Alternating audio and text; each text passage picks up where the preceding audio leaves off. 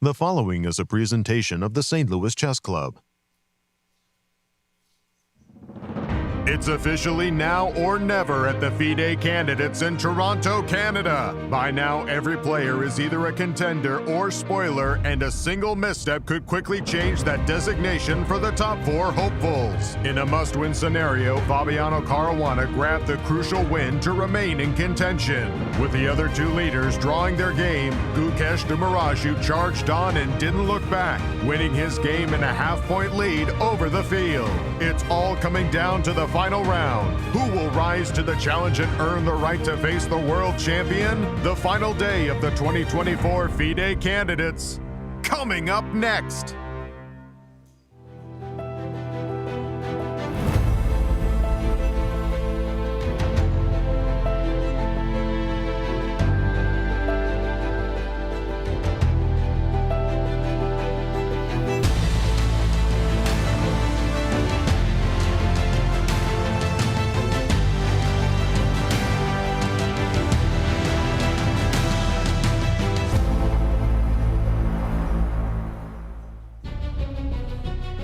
Welcome back, chess fans. We are here at the planned venue of the FIDE Candidates Tournament.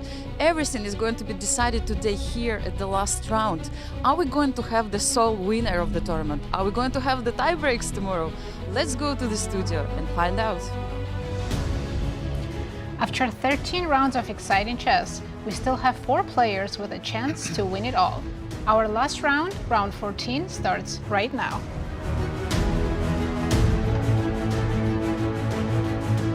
Hello and welcome everyone.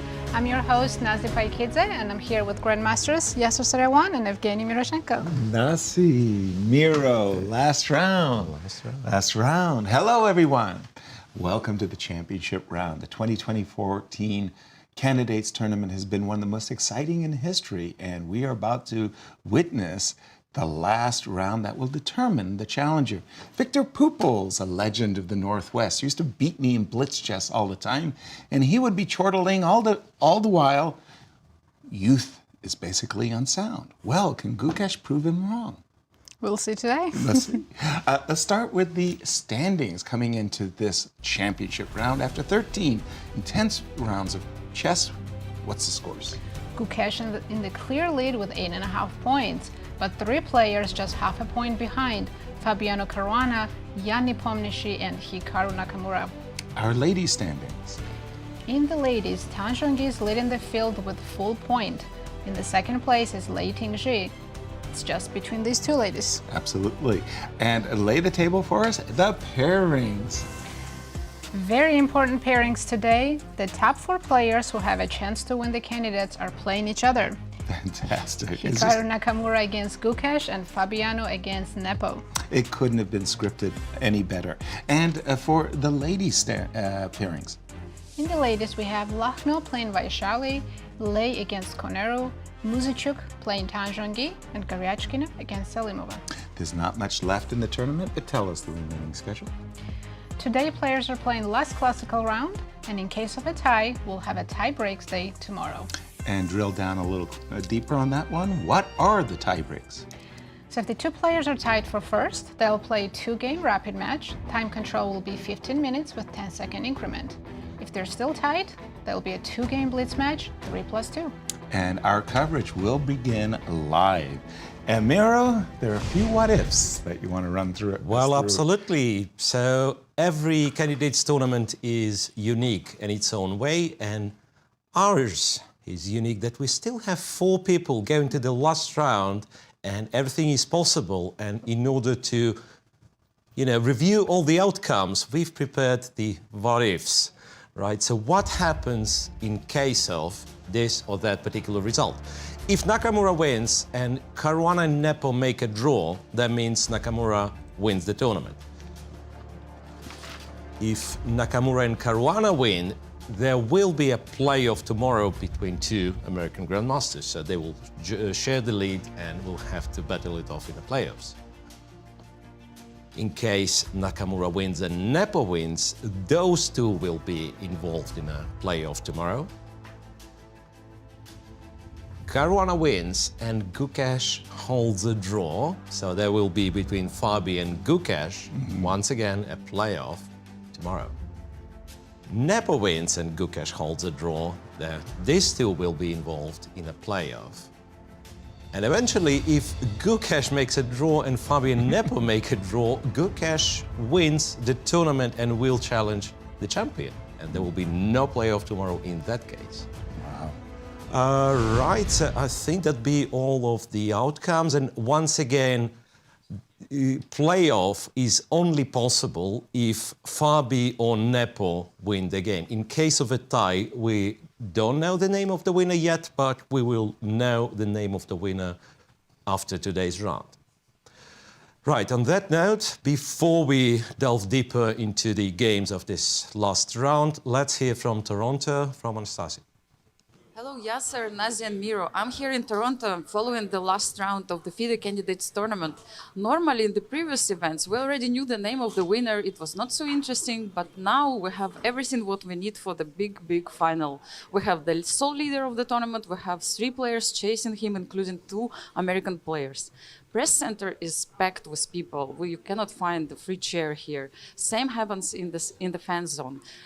All tickets are sold out. We have hundreds of fans waiting for the outcome of this tournament.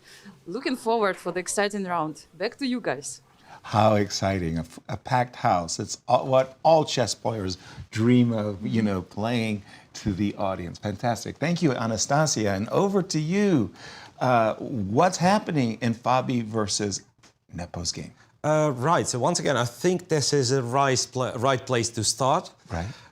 Fabiano Caruana with white against Jan Nepomniachtchi. So this is, well, tournament defining, one of the tournament defining games, but also the tiebreak defining game, because if this one is a draw, as we said, then there won't be a tiebreak. So far, it doesn't look like a draw, though. It looks like Fabi has gotten quite an advantage from the opening, and it goes somewhat back and forth. Apparently, Jan's last move, which is very tempting, because his king is stuck in the center, right, and the e-file is open, we are looking at various combinations like bishop takes c6 and rook e1 and whatnot. So castle long is, of course, very tempting, but, well, computer insists on this being not so great. White has a possibility of going d5. And it's not that easy to say what exactly White's threatening. It's just that Black is very limited with the moves. Yeah, and say the attempt to simplify Queen c5 would lead to quite an unpleasant endgame. So it's d takes c6, and then you trade the queens here, and you take back on c6, and White captures on h5 with the rook. And this one is important because you might think takes with the pawn and the rook behind the pass pawn, but then Black somehow goes rook to h6, guard c6, prepared to double on the h-file. Some knight f6 might lead to further simplifications. So instead, White is advised to take on h5 with the rook. And then if rook takes, pawn takes, this all of a sudden is winning for White because of bishop f5 threat. Exactly. To simplify and to go for king and pawn endgame, absolutely winning. So after long castle, d5 is by far the strongest move. Queen c5 is one of the replies. You can go king b8, other moves that computer suggests, even h4, leaving c6 on free. Even h4 is a possible move, but in every single line, it seems that Fabi has a better chance. Could you continue that line for just a moment? h4? Yeah, take h4 on c6? Takes on c6 first blush. And knight c5, and it doesn't resign just yet. Yeah, I understand it looks terrible, but it doesn't resign just yet. I take on b7 with a check. You take on b7, king b8, and I wasn't sure. Yeah, bishop d5. Apparently, computer overestimates this. The knight jumping. It says like knight a4. Knight a4, knight b6. It tries to get rid of the bishop, but I don't believe in this one. Okay, this looks much better for Nepo should not go in that Black direction. doesn't even take knight b7, knight a4 instead. Right? I mean, we're like, wow. So realistically, if we Yeah. forget that, say, computer Right. exists, we look at this position, we are scared, right? So Yes. I would think something like king b8 is... Okay. I would think Probably queen a c5 just to trade the C5. queens, so I don't get Well, checkmated. that's the Queen end c5, game, queen though, c5. no? Queen c5, but Right. that we looked at, right? That's the end end game. game. So there is a possibility to go king b8 and after dc6 to jump either knight c5 or knight f6. Right. And that's a funny line as well. So if you go knight c5, Right. well, white's best move is rook to d7. So why rook to d7? Wow. Because the h8 rook is hanging. Okay. So rook takes d7. Yeah, that's what you have to do. If the knight takes, white C7 is winning check. with c7. c7 Wow. check, king a8, and then, yeah, rook takes h5. You continue even further. You take on h5, and then if rook takes, it's Your just queen. c8 queen. Yeah, and rook takes, queen takes, knight b8, and only then you take the rook. Wow. It was an D7. absolutely winning position. Yeah. So Wow. rook to d7, and then in order not to resign immediately, black has to take with the rook. Now queen h8 doesn't really lead anywhere because rook goes back. So you take on d7, and yeah, well, black is still in the game after rook d8. Let's say Right. rook d8. You take on h5, this time probably with the pawn. Okay. Knight e4, because if you take here, yeah, well, the bishop is quite strong on e4, right? So Exactly. it's knight to e4, pawn takes on e4, queen e4, and computer still favors white a lot, but it's very hard from afar to understand. Like white is, there is little doubt that white is better here, but to understand that white is winning or not winning, and a reminder that there is no second option for any of these players, by the way. So you only have to win in order to be involved in a tiebreak. Actually, I see in this position the only move that keeps advantage for white is a3. A2, A3, which once again, you won't be able to tell, right? A2, A3. Not first on my radar, I can tell you that. So this is the current position. Absolutely. You're saying to us D5, and Yep. if you go one more move. So D5 looks very logical, and because of all of those crushing-looking lines, if black were to play C5 and to try to stop any business, Oh, that's well. right lost. through the... I thought it was not a great move, but I had no idea how bad it is, in fact. So it turns out to be d6, queen... E5, for example. You know what? The second best move is queen takes e4. So this is where you know It's the position really- is I- bad. I Yeah, so really- queen e5. The problem with all that is queen to a5 threatens a Mate. checkmate and also the a7 pawn. Yeah, like Right. knight b6, queen Oops. a7, b7's Terrible. hanging, b6 hanging. So Yeah, no so time there'll for be- C5 and closing There'll things be, yeah, very unfortunate reaction to white's d5, which Fabi, by the way, still did not play. He did play it. He did play it right now. On Yeah. your, just at the moment.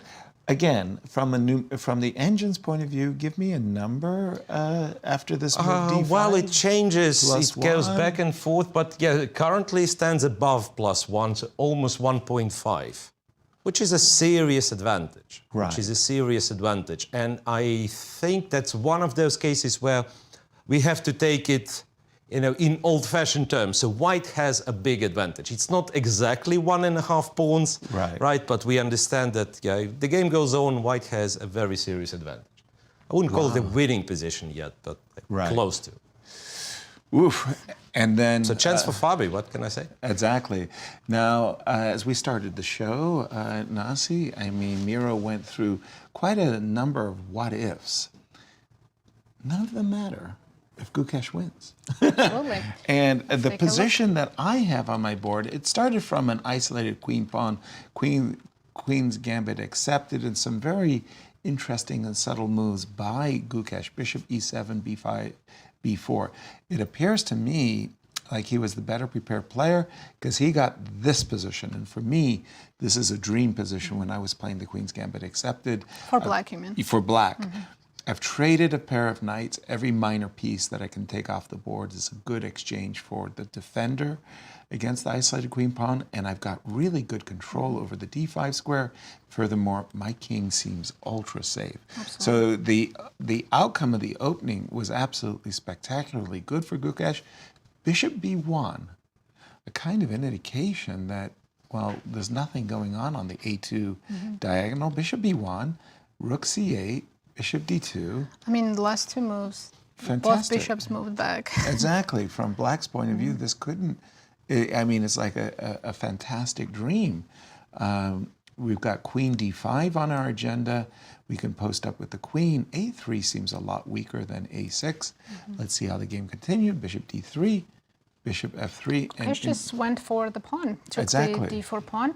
The compensation is two bishops, but let's see if that actually is a real compensation. Or And for the moment, we can't grab on a6 because that will cost us our bishop on d2. So rook d1, queen a4, getting out of any potential discovered discovery attacks. moves, yes. Defending the pawn on a6. Okay, reminding white that the pawn on a3 is a target as well. Queen b7, and we have up. It's a we've double caught- attack, right? Pawn on a6 and bishop on e7. and we've caught up with the players. So, I mean, I'm a simple man. Bishop is more important than the pawn. Let me defend the bishop. Knight d5. I think Black has two good moves, knight d5 and bishop c5, which actually Gukesh Even just bishop played. c5. Oh, more I think interesting. after bishop c5, there's no queen takes a6. Okay, because tell me your line. Queen takes a6. Do you like to go to h4? I wonder if immediately bishop f2 works, Oh my goodness. but I would go queen h4. Let's check. King takes f2, Okay. queen d4 check, Where am I putting my queen and my king? because you don't have No- bishop e3. Exactly. Bishop e3, knight g4. That's a handshake. And if you go king f1, still knight King, exactly. I'm king not. e2 probably. Yeah, because I've got to, in a sense, get ready to cover the f2 square. Here you could go crazily enough queen e5 check, I could. and I don't. Even knight g4 looks scary. Wow. So bishop takes f2. You see, actually, I thought you were going to go even queen e. I like queen h4 as well. Queen takes a6. I thought you were going to go here. Provoke g3, And yeah, you've got the and sudden. go queen h3. Yeah, and you've got the sudden attack on the king side. This move, bishop c5. Miro, I'm a fan. I thought knight d5 was solid and strong and all that good stuff, but bishop c5.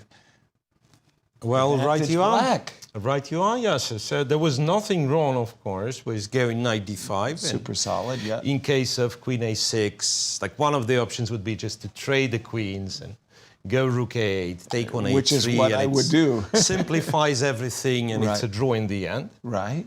And we know normally before the game, if you ask Gukesh, do you want to draw? Well, who is black, of With course. 2 hands. Yeah. Very happy. But it seems to be that bishop c5 is a better move, and it's already white who has to be seriously careful.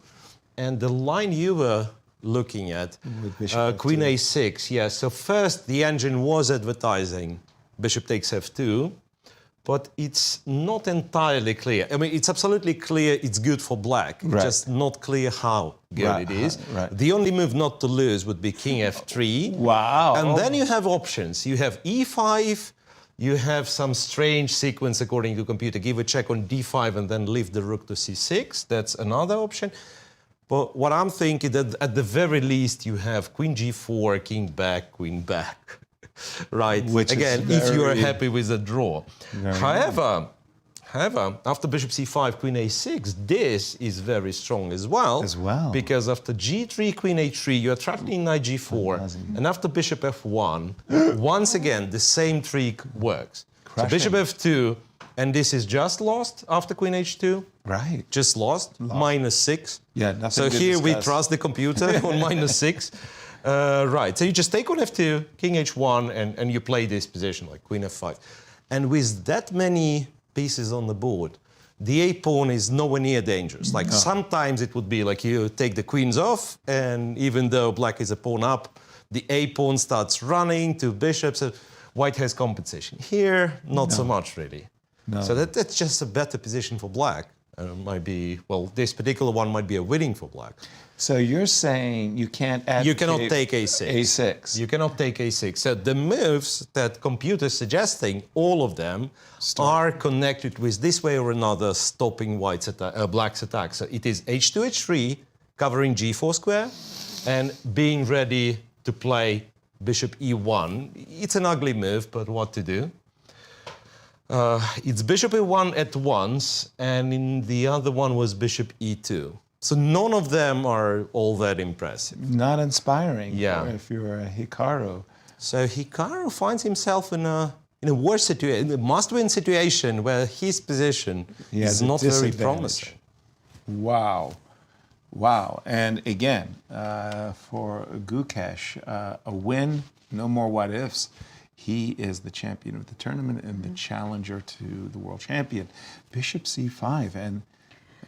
We know Hikaru is a very tricky player, so I believe he will find a way to keep some tension going. I actually like bishop e1 move. You like bishop e1? It's a quiet move, but it defends the king side for now, so he will still have some chances to come up with some counterplay later. Okay. Do you just defend the a6 pawn here, go a5? I probably do. I'm still contemplating ideas of knight g4. But okay, I'll fall for it. a5 is absolutely legit move. Can I maybe play queen b5 here? And now trading the queens, yes? And you'll be happy, I suppose. Ish. So. Happy-ish. Yeah. I feel like there's some vacancy over there on the king side, and okay, bishop d4. Where's your rook gonna go? So bishop to d4. Let's say rook b1. I wanted to take a pawn, obviously, and you will take on h7, I suppose. Also, maybe I had queen a6 instead of rook b1. Queen a6 instead of rook b1. So we get some position like this, yes? Right. And I take a rook. You have to take on a1. Well, you don't have to, but... Well, yeah, fair. Bishop c8. And if I move my bishop? Bishop b2. I can keep the pawn. Yeah, if I can't keep the pawn, white has, of course, no chance of winning this. Exactly. And again, this is one of our what-ifs. If Gukesh turns this into a situation where he has a draw, let's say, in hand, then he's in a tiebreak at the worst. And the question is, will it be Fabi or Nepo? Right, but if Gukesh draws and then Fabi wins, they will play each other in the playoffs tomorrow. Exactly. Back over to you. Is Fabi still better?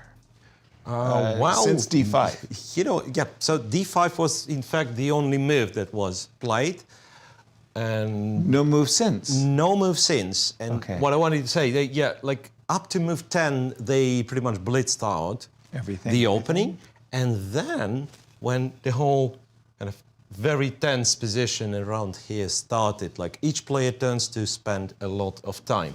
So now after d5 was moved 21.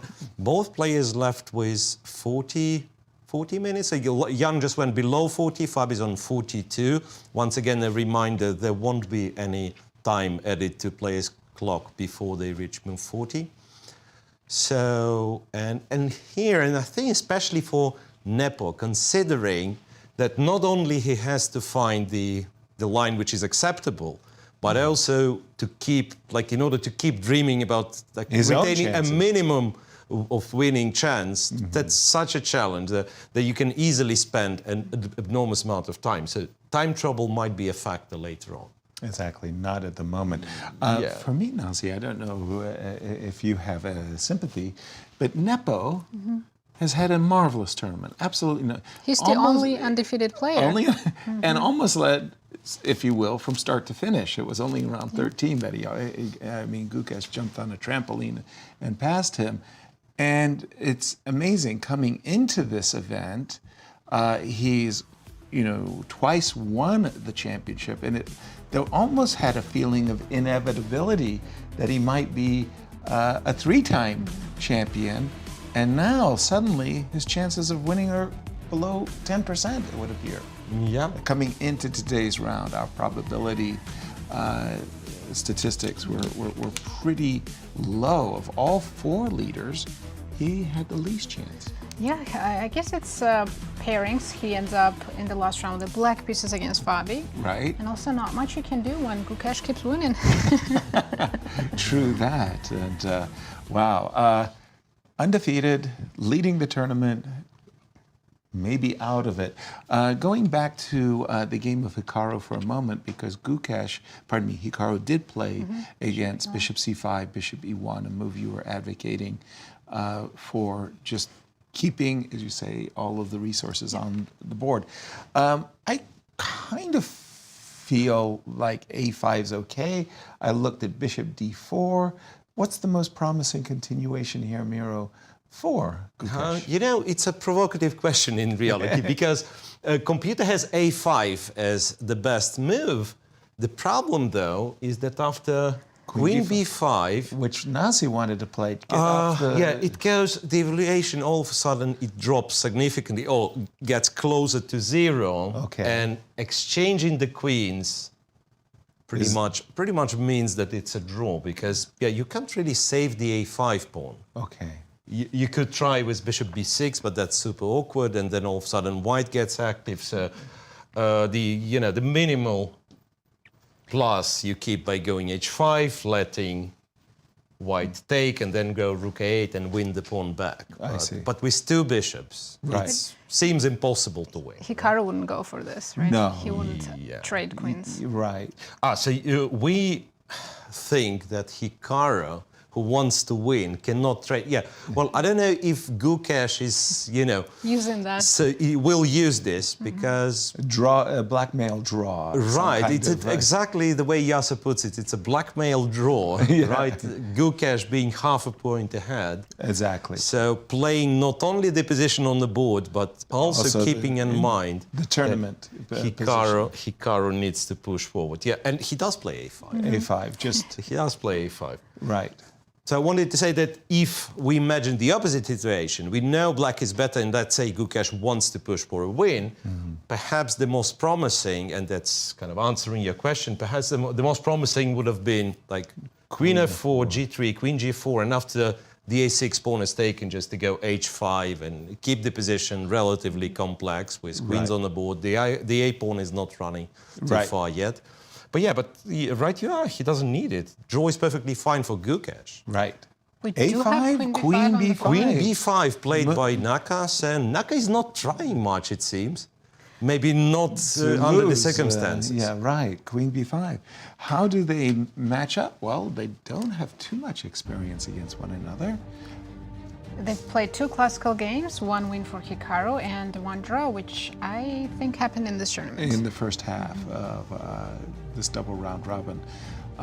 Queen b5 but then again, what was White supposed to do? Maybe he thinks there is some chance in the end game if he wins the a pawn and keeps his a3 pawn alive with two bishops. Well, let's just see. Queen takes b5, bishop takes b5. I think h5 was a move that Miro, let's say I'm trying to make a draw, knight to d5, just more or less gum up the center. Rook d3 just to keep a3 pawn alive. Okay, rook to d3 to keep the a pawn But you can just alive. defend, right? You can go bishop b6 and not give me the a5 pawn. Probably I will, now that I will win control over the c file. So I have to take on a5 and allow rook a8. Right, that was what I was thinking was going to happen. Takes rook a8, move the bishop.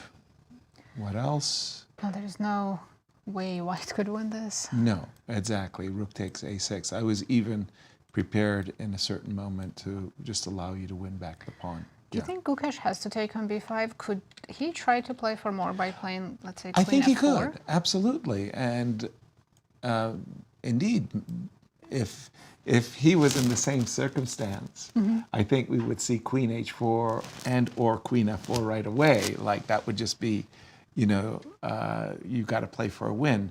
In this particular case, I think it's a legit move as well. You can't play any desirable rook c1 because whoop, there's a discovered check and I'll pick up the rook. Depends what kind of mindset he came into this game with.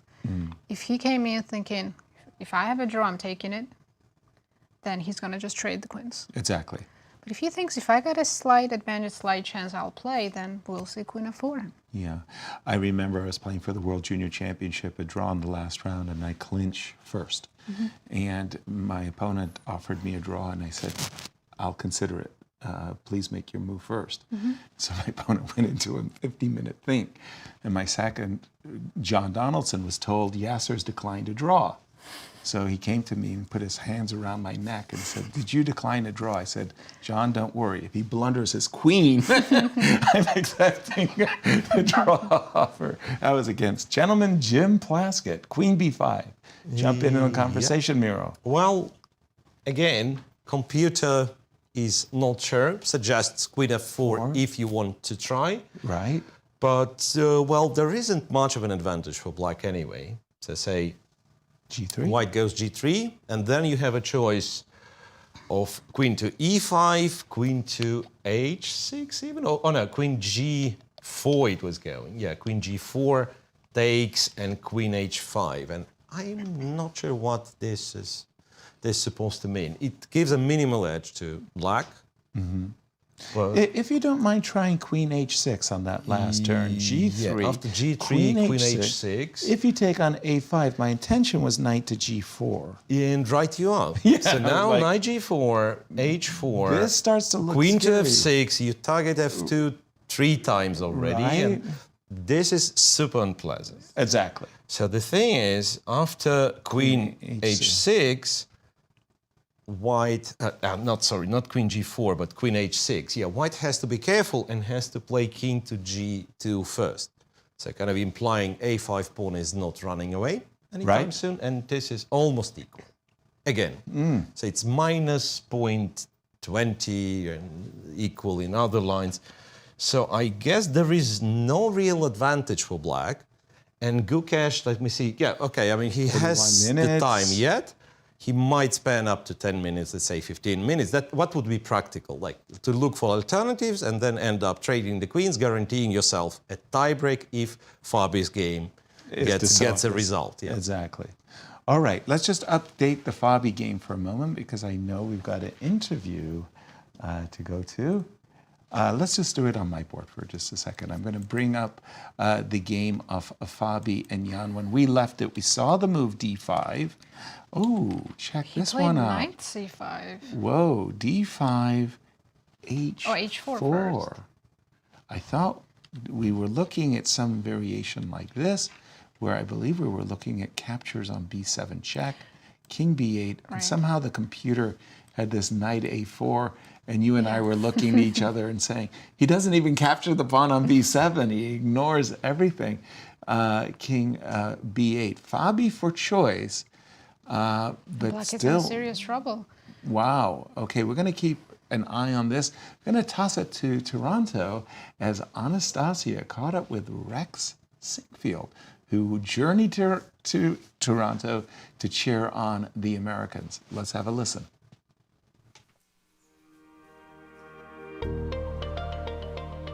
I'm here with Rex Sinkfield, the father of American chess and co-founder of St. Louis Chess Club. Rex, such a pleasure to be here with you. It's great that you managed to join us. How does it feel to be finally in Toronto during the last round of the FIDE Candidates Tournament? Well, it feels nice. You know, I've been to Toronto a few times before for other business. And I'm always amazed at how big this place is. Exactly. It's just ringed with skyscrapers everywhere. And then a lot of nice homey neighborhoods. So that's a very good feel. And this, of course, is really something to see these players in this format. This is very important. All the Americans are rooting for the Americans. Absolutely, this is absolutely. So what will happen actually in case if one of the American players will make it, will become a challenger I'll of the declare world it a champion? national holiday.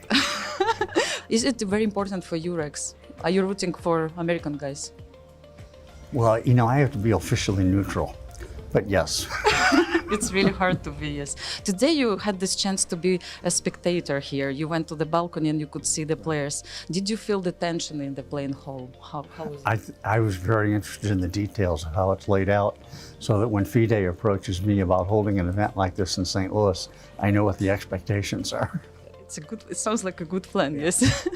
That's great. So, today we have really interesting pairing. Yeah. So Fabi is playing against Jan Nepomniachtchi. Hikaru Nakamura is playing against the leader of the tournament, Gukesh. Let's a little bit speculate. They play with white pieces, both American players. Like, how do you think games how would you like the games to be today? Full of fight, I guess? I just want them to win. Yes, If they have to fight to do it, then they have to fight to do it. But but it is exciting, I have to say that. And I think just being here with all the people and all the cameras and all the work going on, it's impressive.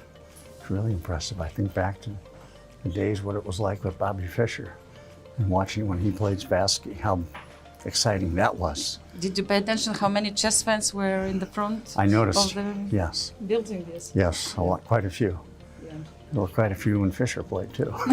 I'm sure about Even though that. they had to go a lot further to get there. For sure. And do you know, Rex, actually 7 out of 8 players here will be participating in Grand Chess Tour. Isn't it impressive? And Grand Chess Tour starts really, really soon, like in 1 month after this event. Yeah.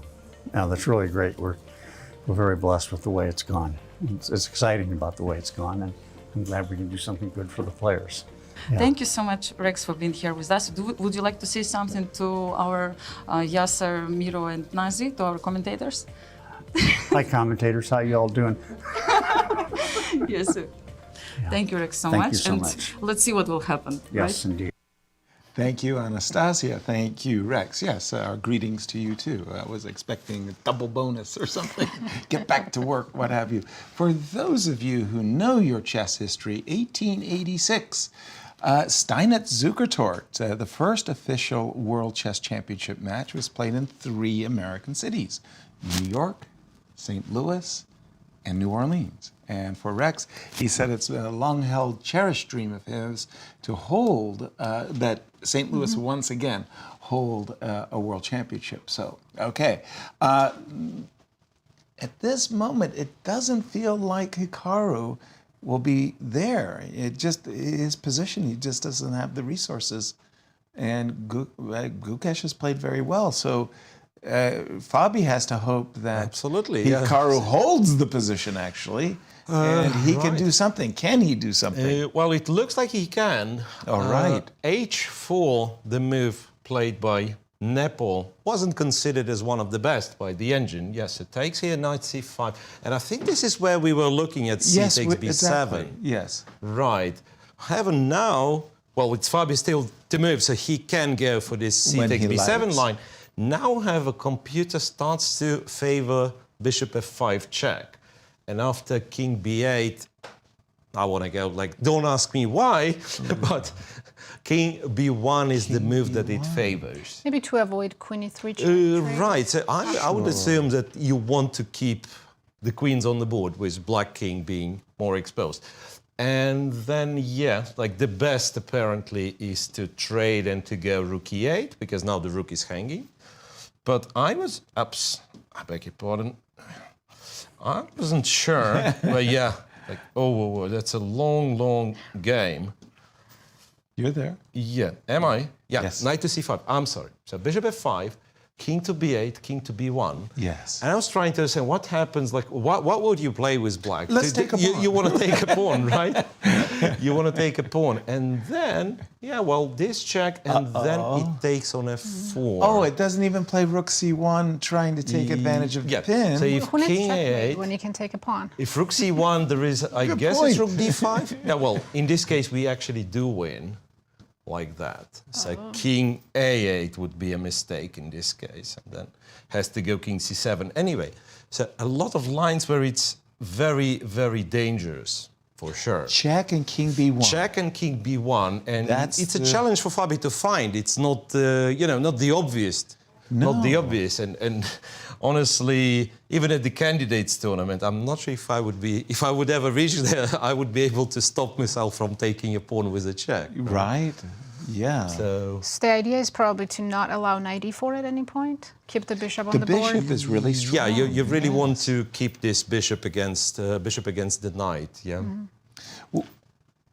Yeah, and by the way, these two players, having been Grand Chess Tour competitors for so many years, they've had a few games. 16 classical games. Wow. And so equal, 14 draws and 1 win for each of them. That is impressive, and I know they played a lot of rapid and blitz. 1-1, 14. You can't get more even and square than that. Knight c5. Once again, bishop f5 check. Bishop and f5 king check. b1. King runs away, and the king runs away. So I think I could get myself behind that, but frankly, how can you resist capturing on b7 with check? Well, specifically king b1 is such a quiet a kind of quiet move to play that it is a computer move. Right. And then the moment computer suggests it, you kind of can deduct that yes, he doesn't want to trade the queens and so on. But during the game, even if you consider going king b1, the variations are still tricky, and you say, okay, at least I'll take the pawn on b7, so I'll be a pawn up, right? Exactly. I mean, it's very often the reasoning. Like, you can calculate till the very end. Well, Fabi, however, is one of those guys who can calculate till the very end, and this must be why he's not capturing on b7 automatically, but instead spends time here. Exactly, and this really is the difference for me between the blitz and the rapid. After knight c5, when you're in a rapid chess or in a blitz chess environment, you play practical moves fast. c6 takes b7 is a practical move that you play rather quickly, and the moment passes. In a classical game, you can reflect, and you can say to yourself, well, I can play bishop f5 check, king b8, keep all the pieces on the board. Black's king is a little bit more vulnerable. I want to keep queens on the board. I want to avoid a queen trade. I'm going to play king b1, and then you come to these amazing conclusions that, hey, you know what? Black's king is really in trouble, and his position's vulnerable. Queen b4 pins the knight to the queen, sets up for queen takes f4 check, and some really good winning chances after bishop f5. Although I'll say that sometimes having so much time is actually has a downside. You end up overthinking, and instead of making natural-looking moves, Yes. talk yourself into some complicated That is true. lines and just end up making a worse move. I think it was Emmanuel Lasker. Long think, wrong think. Bishop f5 check. Besides the move bishop f5, Miro, if you don't mind, c6 takes b7, the practical decision, king b8. And, you know, if I just played bishop d5, you're going to go queen e3 check on me? Is that the issue? It was going knight a4. Remember yes, this sorry. absolutely Excuse me. strange move? I apologize. You're right. Knight to a4 to b6, which we didn't want to believe, right? So knight a4, I move my Knight queen to a4 say, to c2 or b3. let's say b3. Guys kind of feels B3, more off. knight b6. I still don't We go understand. bishop e4 back. Yeah. How it can be not winning, It's not kind of completely winning for white with the bishop on e4. It's the all H about pawn. the h-pawn? Yes, it trades on d1 first. I probably will capture with the queen just to Queen takes and queen c7, king b1. king b1. I'm not sure, yes. I don't believe in this line anymore. It's Rook d8, and all of a sudden it's getting kind of the evaluation shifts in black's favor. No, I mean, it's white in white's favor, but the dynamic, it was 1.5 and now it's 0.8 in white's favor. So 0.8. apparently black is getting somewhere, but I find it like strictly unhuman to play this my with brain white. hurts. Engine just doesn't value that b7 pawn at all. And I value it greatly, especially with the support of the bishop. But apparently the advantage that I had has slipped, which you know, like I said, my brain hurts. How is that even What a little bit conceivable? a little update in Gukesh's game. He Yes, did let's trade go the there. queens, and looks like he's going for the draw line. He has an extra pawn in an equal endgame, I would say. The white's compensation is 2 bishops, so A kind of a transposition, if you will, from the line I was trying with knight d5 first, and then I followed it up with bishop b6, but they do have this. No, I mean, you know, I'm a big fan. What can I say? But no chances here for Hikaru, none whatsoever. Right. And, frankly, I think if Hikaru had the black side, we'd be here till midnight. Yeah, but You what's know. impressive, you know, that computer is not impressed with black's chances either. Really? It's 0.17 despite the extra pawn, so perhaps you can't And really this- make a lot of progress. And this powerful knight, Yeah, but the extra pawn, but only 0.17. absolutely. Wow. Yeah, so not much to do. Like, why? Black's problem is that he has already gotten all his pieces on good squares, Right. so no improvement, right? Well, Well, getting the bishop to b4 would be nice. yeah, If you I could- mean, I do see king, and something like, I mean, it may take me a while. I would love this bishop actually to be on b4. Instead of defending the pawn from behind, bishop on b4, I'd control c3. But from white's point of view, what is white's, you say black's pieces are all good. How could white possibly improve his can pieces? he do like bishop a6, try to get control of the c file? Bishop Force you a6? to take on c1. Oh, Let's say black plays g6. okay, king e7. king e7, bishop a6, let's go. All right, Take, right? take. But the control of c file doesn't get me much, right?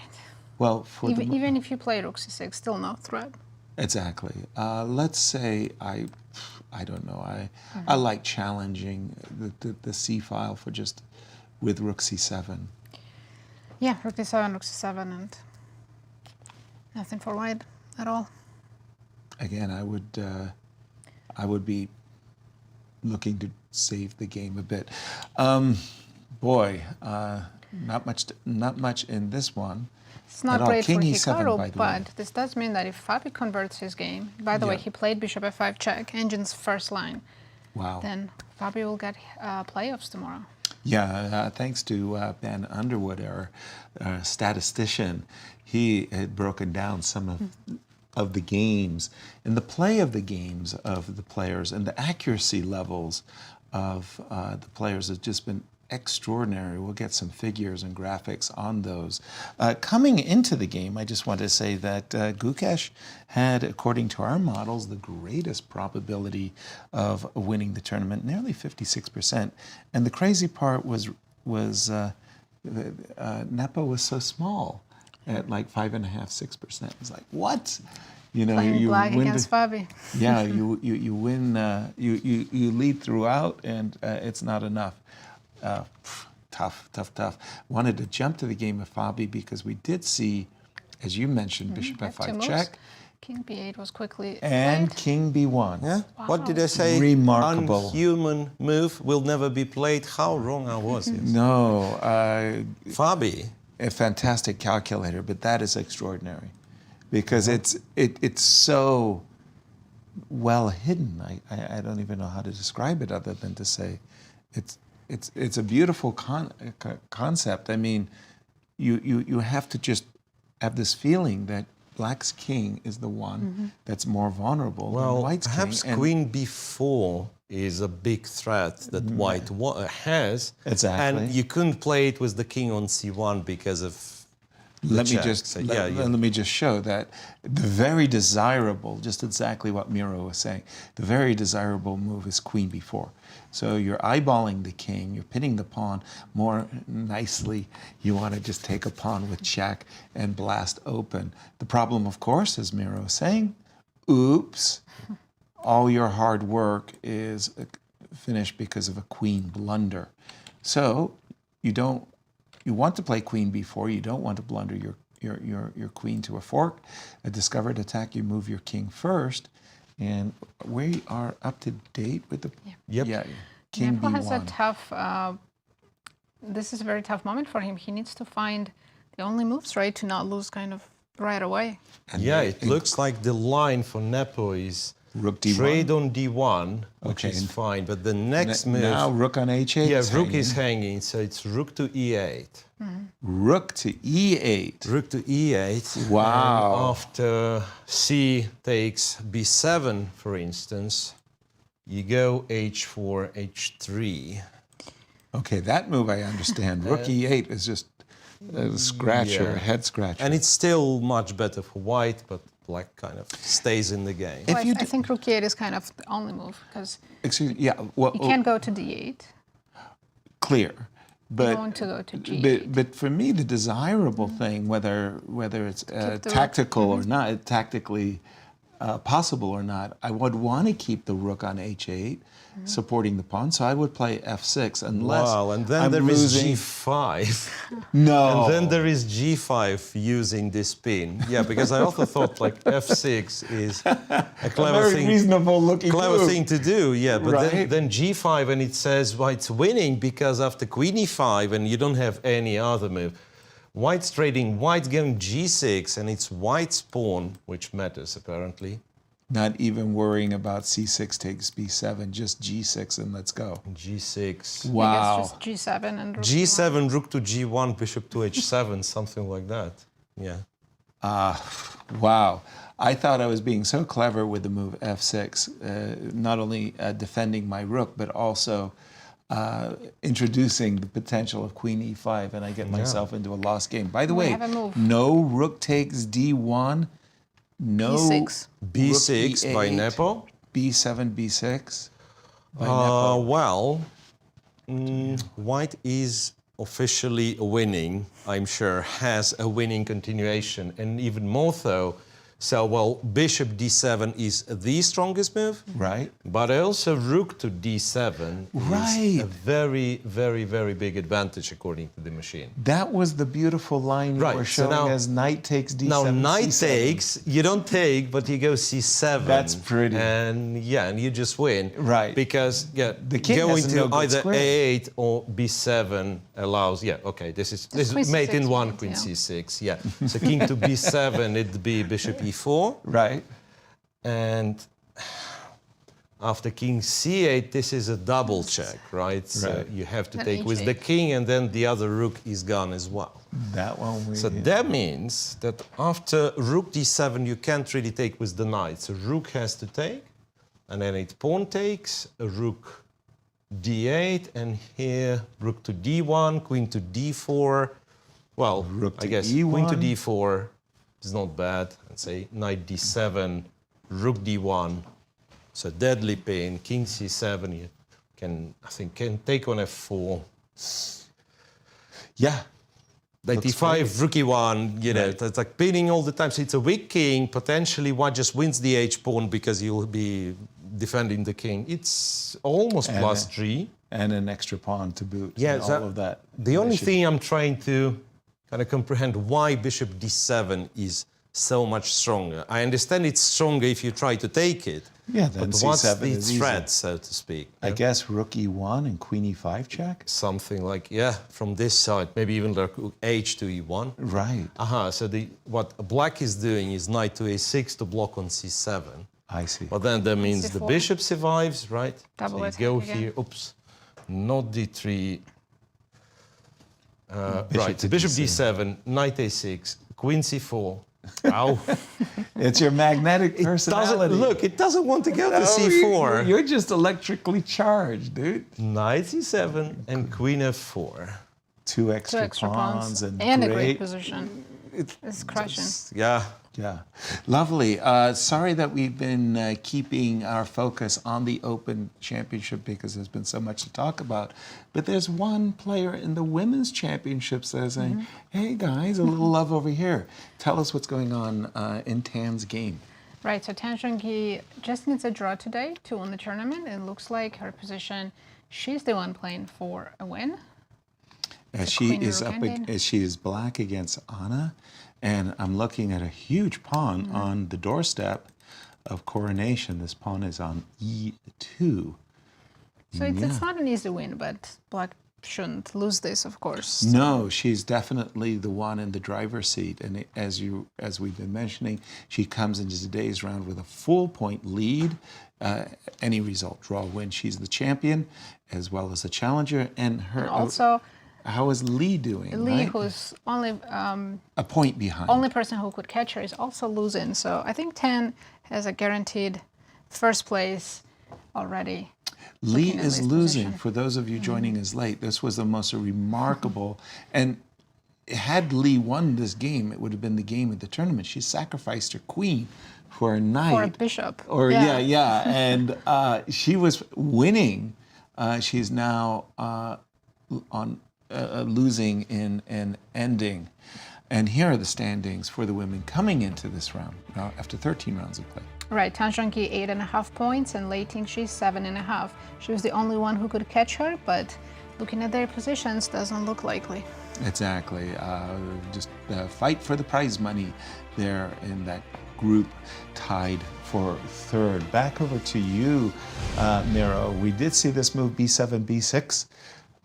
Rook d7 Wins. It's so compelling. I mean, and Bishop it's d7 so beautiful. wins. And you know what? Once again, Fabi, I believe, will spend quite some time here just to, to inform those of you who are worried about Fabi's position. A2, A3, for instance, is plus 2.5 according to the machine. So it's not the specific line, but just White's position is much better. Everywhere. Like I'm looking at this and thinking, maybe, no, this doesn't make much sense here. Rook d1's going to Right. A3, well, something to d7 is asking to be played, right? Okay, one more look. Rook to d7. What is Rook the to best? d7. Yeah, because it's just such a visually, it's such a beautiful move. You're expecting knight takes d7 and So c7 rook wins. to d7 or resigns. Right. So rook takes, I take c with the pawn. takes, rook to d8. Right. Now, to find the most convincing line might be a challenge, but I think I was actually close. So rook to d1. It's not queen d4 going for the F. Yeah, it was queen d4 or rook to d1, because I think this is sort of the same after queen d4. Oh, that's a terrible pin. It's a terrible, terrible pin. King here, and well, there might be something else, but I'm pretty satisfied with queen takes, because queen e5 there is rook takes d7, so this loses to a check, That's clear. and I don't know, rook check from c1, king a6, queen c7. Also not very pleasant. Let's describe it this way. Right. So after queen f4, Compy goes knight e5. And we have Rook rook e1, d7 on the board. and it's Fabi has terrible. played it. Rook to d7 played by Fabi. Ooh. Move 25, by the way. And American chess fans, you can almost hear the cheers across our country as we're witnessing a huge come from behind. I mean, at one point, Fabi He was 1 point behind Nepo. 1 point behind, and he had lost this absolutely terrible game to his countryman, Hikaru.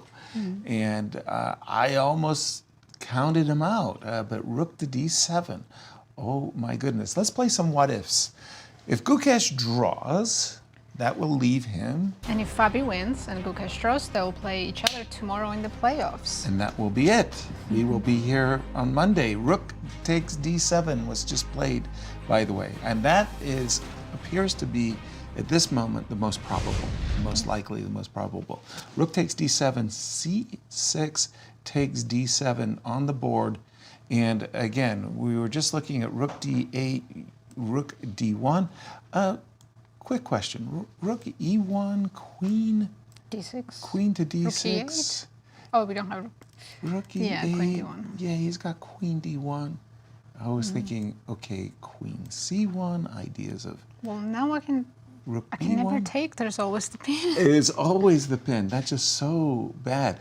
Things are looking really, really good. We're going to take a break at this point, and as we take a break, we always like to check in with our friends at Q Boutique to see what they have for us. Gear up The newest apparel from the St. Louis Chess Club with this official branded hip bag features fully adjustable belt and Chess Club signature logo across the center of the bag, available for you at QBoutiqueSTL.com.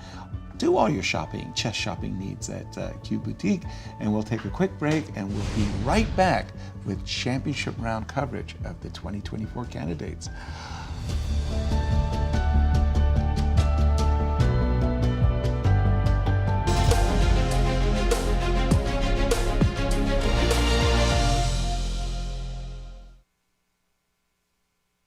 The stages are set, the players are primed, the best of the best are ready to face off in the 2024 Grand Chess Tour. The top players in the world prepare to battle across 4 countries for a $1.5 million prize fund. Everything starts in Warsaw with the Superbet Rapid and Blitz Poland. Then off to Bucharest for the Superbet Chess Classic Romania. The players then travel to Zagreb for the Super United Rapid and Blitz Croatia. The tour concludes with back-to-back events in St. Louis, Missouri, the chess capital of America, for the St. Louis Rapid and Blitz and the Sinkfield Cup. 9 players will go in, but only one can be crowned champion. Who is prepared to make history? Get ready for the return of the Grand Chess Tour.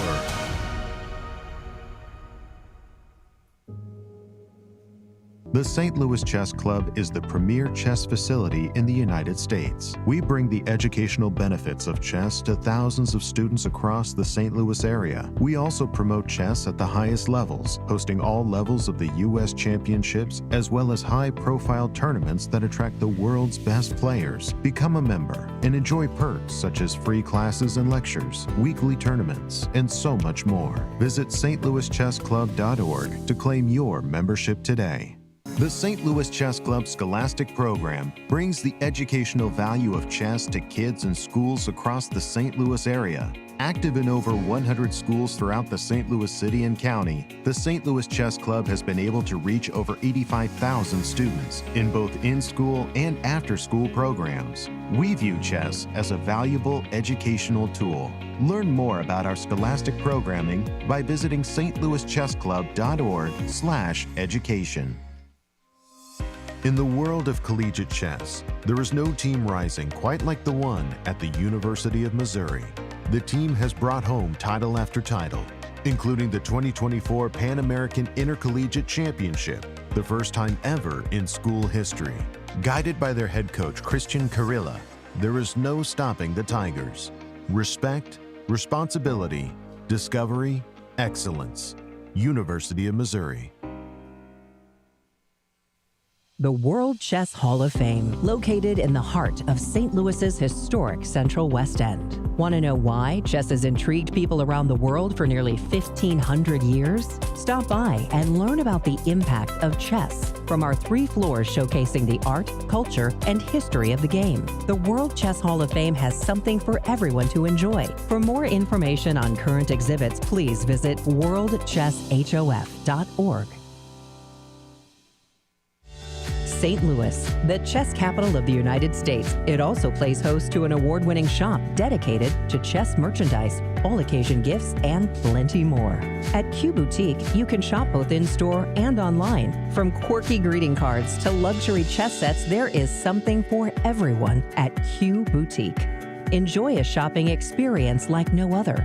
Make sure to check out QBoutiqueSTL.com for a wide variety of gifts for everyone to enjoy.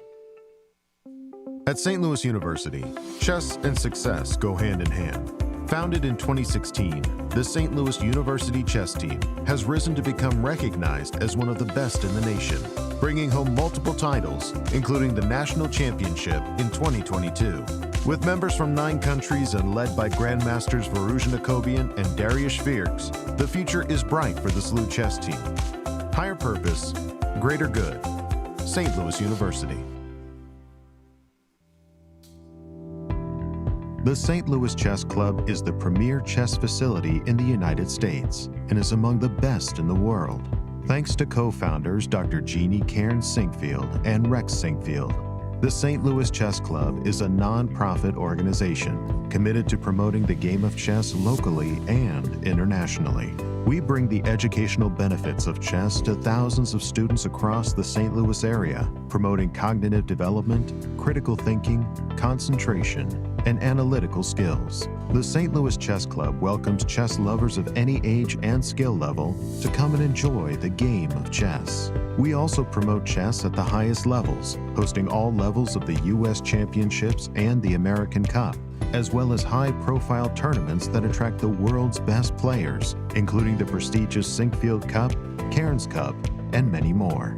All tournaments can be streamed via our YouTube and Twitch channels that also include over 2,000 chess lectures for anyone to enjoy. Become a member and enjoy perks such as free classes and lectures, weekly tournaments, merchandise discounts, and so much more. Visit stlouischessclub.org to claim your membership today.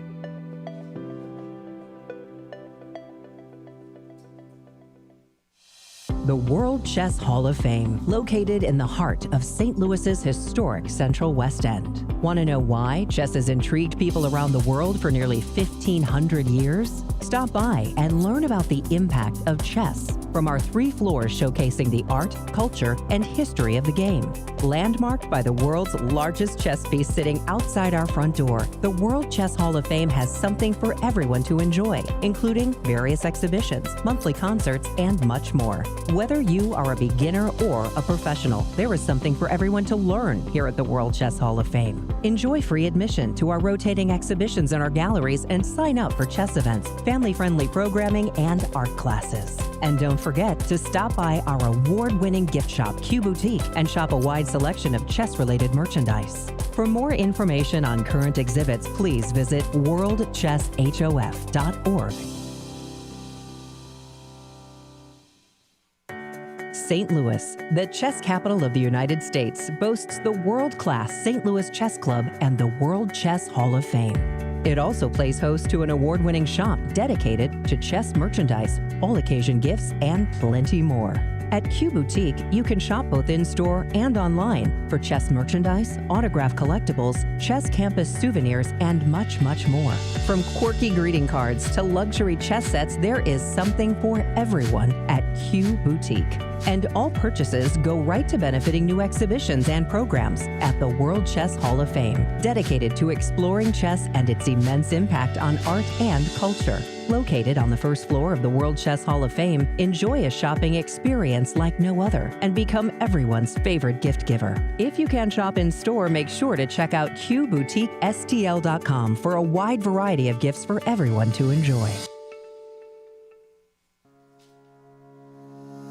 The St. Louis Chess Club Scholastic Program brings the educational value of chess to kids in schools across the St. Louis area. Active in over 100 schools throughout the St. Louis city and county, the St. Louis Chess Club has been able to reach over 85,000 students in both in-school and after-school programs. We created the Select Chess Training Program and the Junior Select Chess Training Program in order to elevate the skill level in students across the St. Louis area.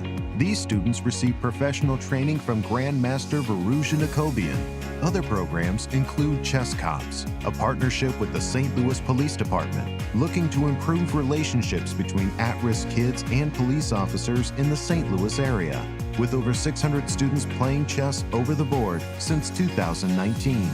The St. Louis Chess Club has also created a chess merit badge for the Scouts BSA, quickly becoming one of the most popular badges, with more than 250,000 Scouts earning the badge since 2011. Students of chess can also pick up a copy of Read and Write Chess. Thanks to club co-founder Dr. Jeannie Cairns Sinkfield, anyone can learn how to understand chess notation in no time. We view chess as a valuable educational tool. Learn more about our scholastic programming by visiting stlouischessclub.org/education.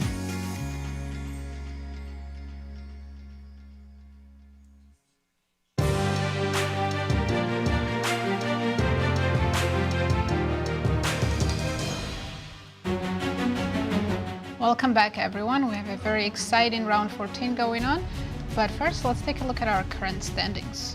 We had a very early draw at the very start as 2 players. Vidit and Firouzja drew their game. Rest of the game still going on, and We expecting at this moment that Gukesh and Hikaru at the very, very top are going to draw their game, which means that Gukesh will be leading with 9 points, and only one player between Fabi and Jan can catch him.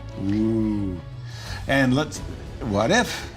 So if Fabi wins and Gukesh draws, they will play each other in the playoffs tomorrow. Right. Let's just jump right quickly into the game of Fabi and Jan. Really, all accolades to Fabi in a position where I think so many of us, myself most especially included, would be capturing the pawn on b7. Fabi found the very insightful, very correct bishop f5 check, followed by the quiet move king b1. These moves were not obvious whatsoever. They gave him a considerable advantage. And when Jan erred with the move b7, b6, quickly pouncing was Fabi with the move rook d7. We saw a lot of forced captures, and we have caught up with the players, and the last move was queen c5. No, we have 2 more moves. Even queen takes f4 check is on the board, and queen back to e7. This looks like a terrible, terrible pin along the d file. I would not ever take here. I would be the one playing the move queen d2 or even queen d4. And yeah, black can play h3 or something, but the knight is pinned and forever, amen. And f4 and g5. Let's get to the game of Hikaru and Gukesh, because of course it's about Gukesh. If Gukesh were to win this game, Miro, there's no more what ifs. Yeah. So there was this moment after Gukesh's knight to b4 where Hikaru, well, I think we've agreed during the break that could have make a draw by simply trading on d8 and on b4. Bishops of opposite color, the extra pawn is not meaningful at all. And he didn't do it. So rook to b1, rook to c1, bishop c3. Well, it's still equal or equal-ish, but it's still a pawn up. Excited. Right, it's still a pawn up for black, and the game keeps going. So who knows, maybe he manages to get the bishop on b4, which will... is an achievement. Yeah, which will secure the a5 pawn. Right. And then somehow slowly try to move the majority. So once again, while I believe this is still like within drawing margin for white, and maybe not a so complicated draw, but why keep this game going? That's a big question. The only reason is that Hikaru perhaps like annoyed with himself that it was quite a toothless attempt with white, and kind of to keep the game going, and maybe some terrible mistake from Gukesh, who knows? Like everything's happening. Maybe he's trying to put him in time trouble, but it also seems unlikely. 14 minutes for next 5 moves against 18. No. Well, again, I mean, if I'm a fan of Gukesh, I'm sitting there going, I feel like you take 1 or 2 more missteps, and that's really what I would call them by Hikaru at this point. Trading on d8, taking on b4, making a draw, congratulations, well done. That seemed to be the way to go. Bishop c3, okay, if I just say, all right, I'll just play g5, with the intention of playing bishop to d4, bishop to b4, not leaving my pawn on pre. You can play bishop b5 and now you want to get, and now you want to take I go knight to b4. Now you want to take, right? Okay. I was kind of hoping you wouldn't, go back to. I think, like you said, white has to, because if you wait too long, then black will be actually playing for a win. Well, that's precisely what I mean to say. If Hikaru tries to keep, quote, the game alive, which would be to his detriment, then the bishop to b4. Let me put it another way. What's my dream with black? My dream with black would be to trade the dark square bishop, get a knight versus bishop, an extra pawn, and I may not win this position, but this is the best, the absolute best I could possibly achieve. So I would see the move bishop to b4 as somewhat of a threat, let's put it that way, and that's why I really liked your bishop to b5. And Forces things. yes, being very forcing. Gukesh could also play knight d4 here. Oh, we have g5 on the board.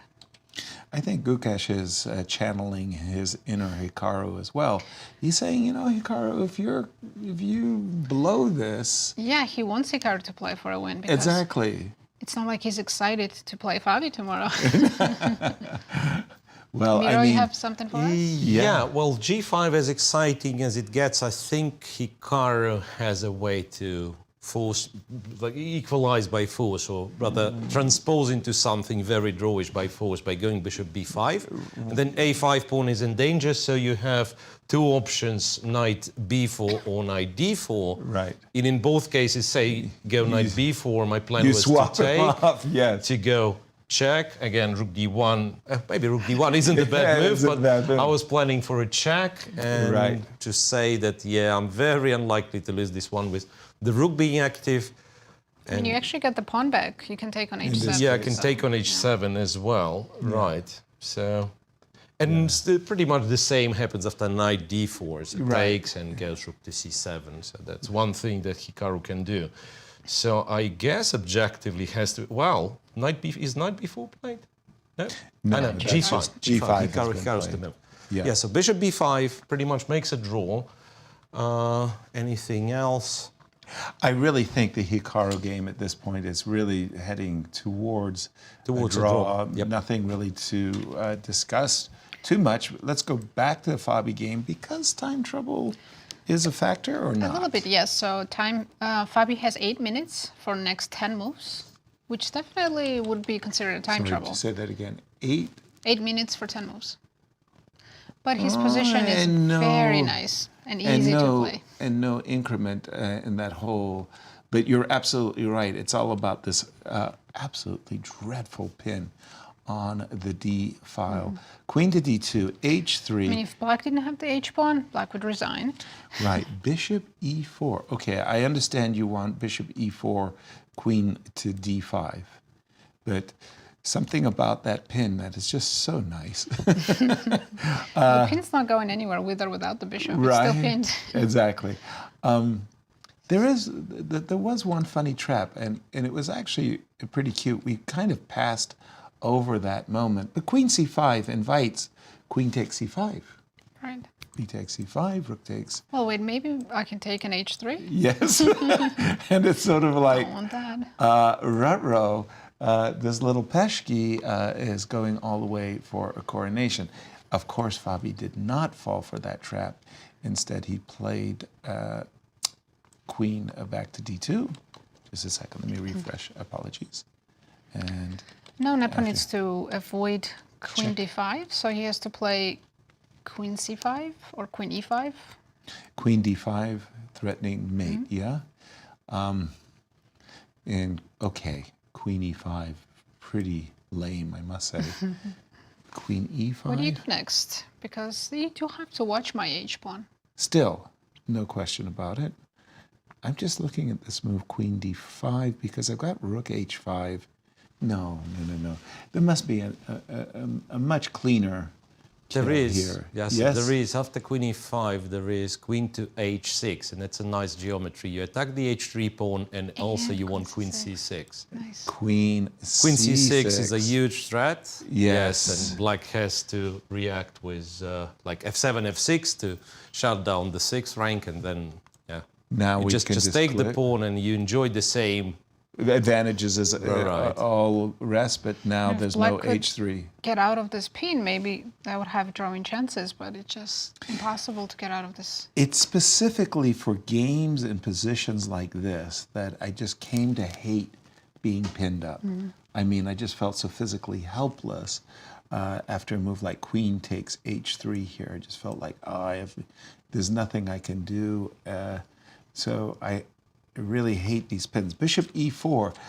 Miro, jump in on this moment after the move bishop e4 and give us a computer readout, if you will. Well, numerically. +3, Plus 3.3, plus 3.4. So queen c5 or queen e5, two best moves for black. To stop it, Yeah, yeah. say queen c5, and white's reaction is the same. You go to h6, and then you get this guy. Well, in this case, well, maybe queen c5 is a little bit trickier because now there is rook c8 and black manages to unpin.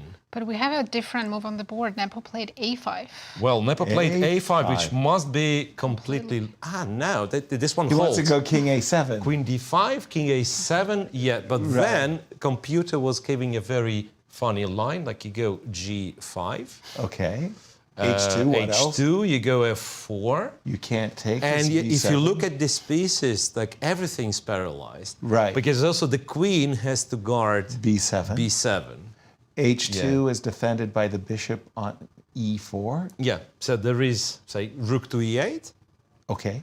As the best line given by computer, we take the piece, king a6, and then Check. bishop to b7, and Check. Yeah. right after whatever, king b5, king a7, you can actually take f7. So Because again, h1 completely is winning.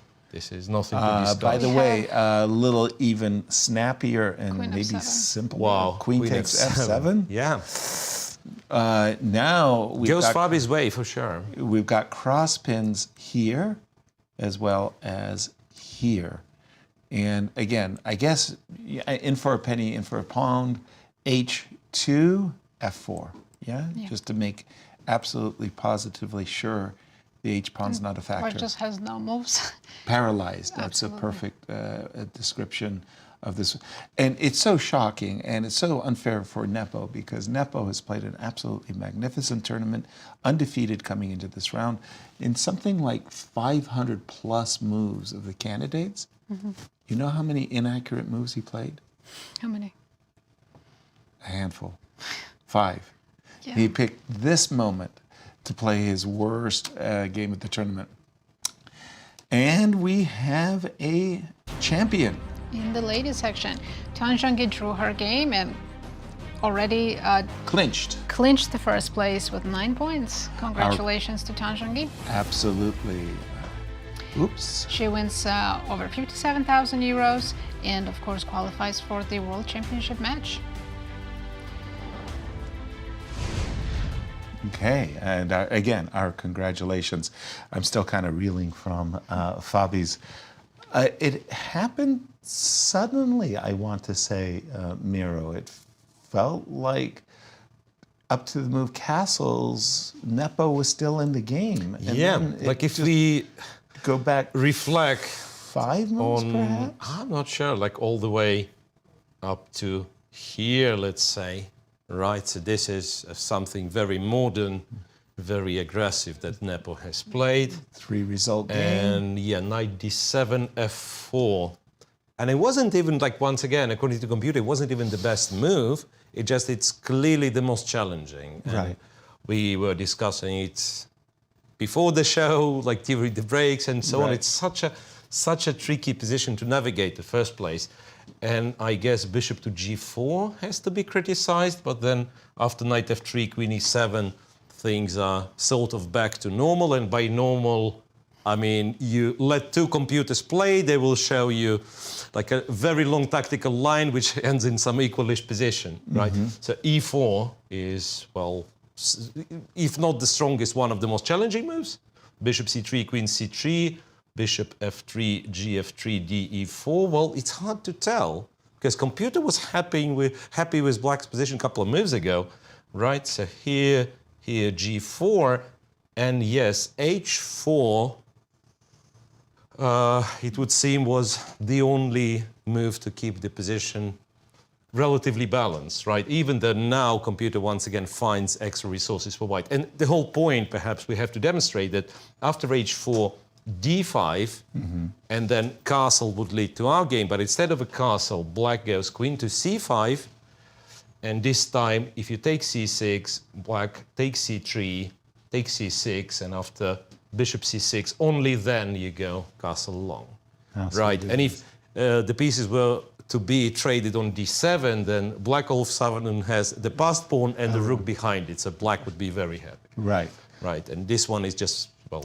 With the queens dead. off the board, the black king is completely Absolutely safe, yeah. So, in a way, this scary-looking move h4 instead of a castle would pretty much stop d5. Right. Well, you could play d5, but then there is no advantage for white. And then again, then you'll have to find some sophisticated stuff like king b1, but then black is not as unhappy. Right. And yeah, so he played a very sharp game, and the moment he thought that, okay, I need to bring the king into safety, there was this one little mistake, maybe not so little mistake, and there was no way back. So that shows, you know, how tense the game was and the level of the players. A little bit surprised after the move queen takes f7. Let's come back to the game here, Nazi. We have h2. I thought f4 was automatic. You just don't even think about it. You play f4 just to make absolutely, as we would say, mother cold certain that there was no h1 equals queen. Fabi said queen h7. Queen also stops the pawn, and f4 is still coming on the next move. King b8. King b8. I mean, just g5 even here. Pawn's not going anywhere, right? Well, I was about to break the pin brilliantly with knight c5, but I realized that after g5, you just simply take on d8 with check. And then on h2 with check. Yeah, and that takes on h2 with check is very important. Yeah, indeed. Because I have queen d1. Checkmate on my agenda, but this, as you say, is check, and that's completely winning. So, g5. Fabi does have 4.5 minutes for the next 6 moves. 4.5 minutes for next. It's still It's still nervy. We just need him to make time control. Then we can be sure that he has. Any trickies with a move like, say, rook c8? Queen. Oh, I see. Like I'm dreaming that you would take. Wait, it's white to move. Oh, yeah, after g5, rook c8. Right. I was dreaming that you might take. Probably, I'm still. No, I mean I'm promoting there. Losing. No, queen d7. Queen d7. h1. Oh, it's check. I keep saying check. You know what I wanted to do? You're going to love me. I was going to go check. rook b7, rook h1, rook h7, discover check. No. So if you want to be an annoying player, you can do this. You can go g5, and after rook c8, you go rook h1, and then g5, rook c8. And rook h1, and then when knight jumps, you take on h2, and you pin the queen and trade, and you're 2 pawns up. And sometimes annoying is good. Annoying is good, yeah. So in this sentence, it was used as the, find an easy way. Maybe not the most precise, not the perfect way, but you know it's good enough. 100% Fabi played good. a3. Which is what he did. a3, which is a brilliant move, so not to worry about, anything. About the last rank A2, issues, A3. anything. Just It's because black has 0 counterplay.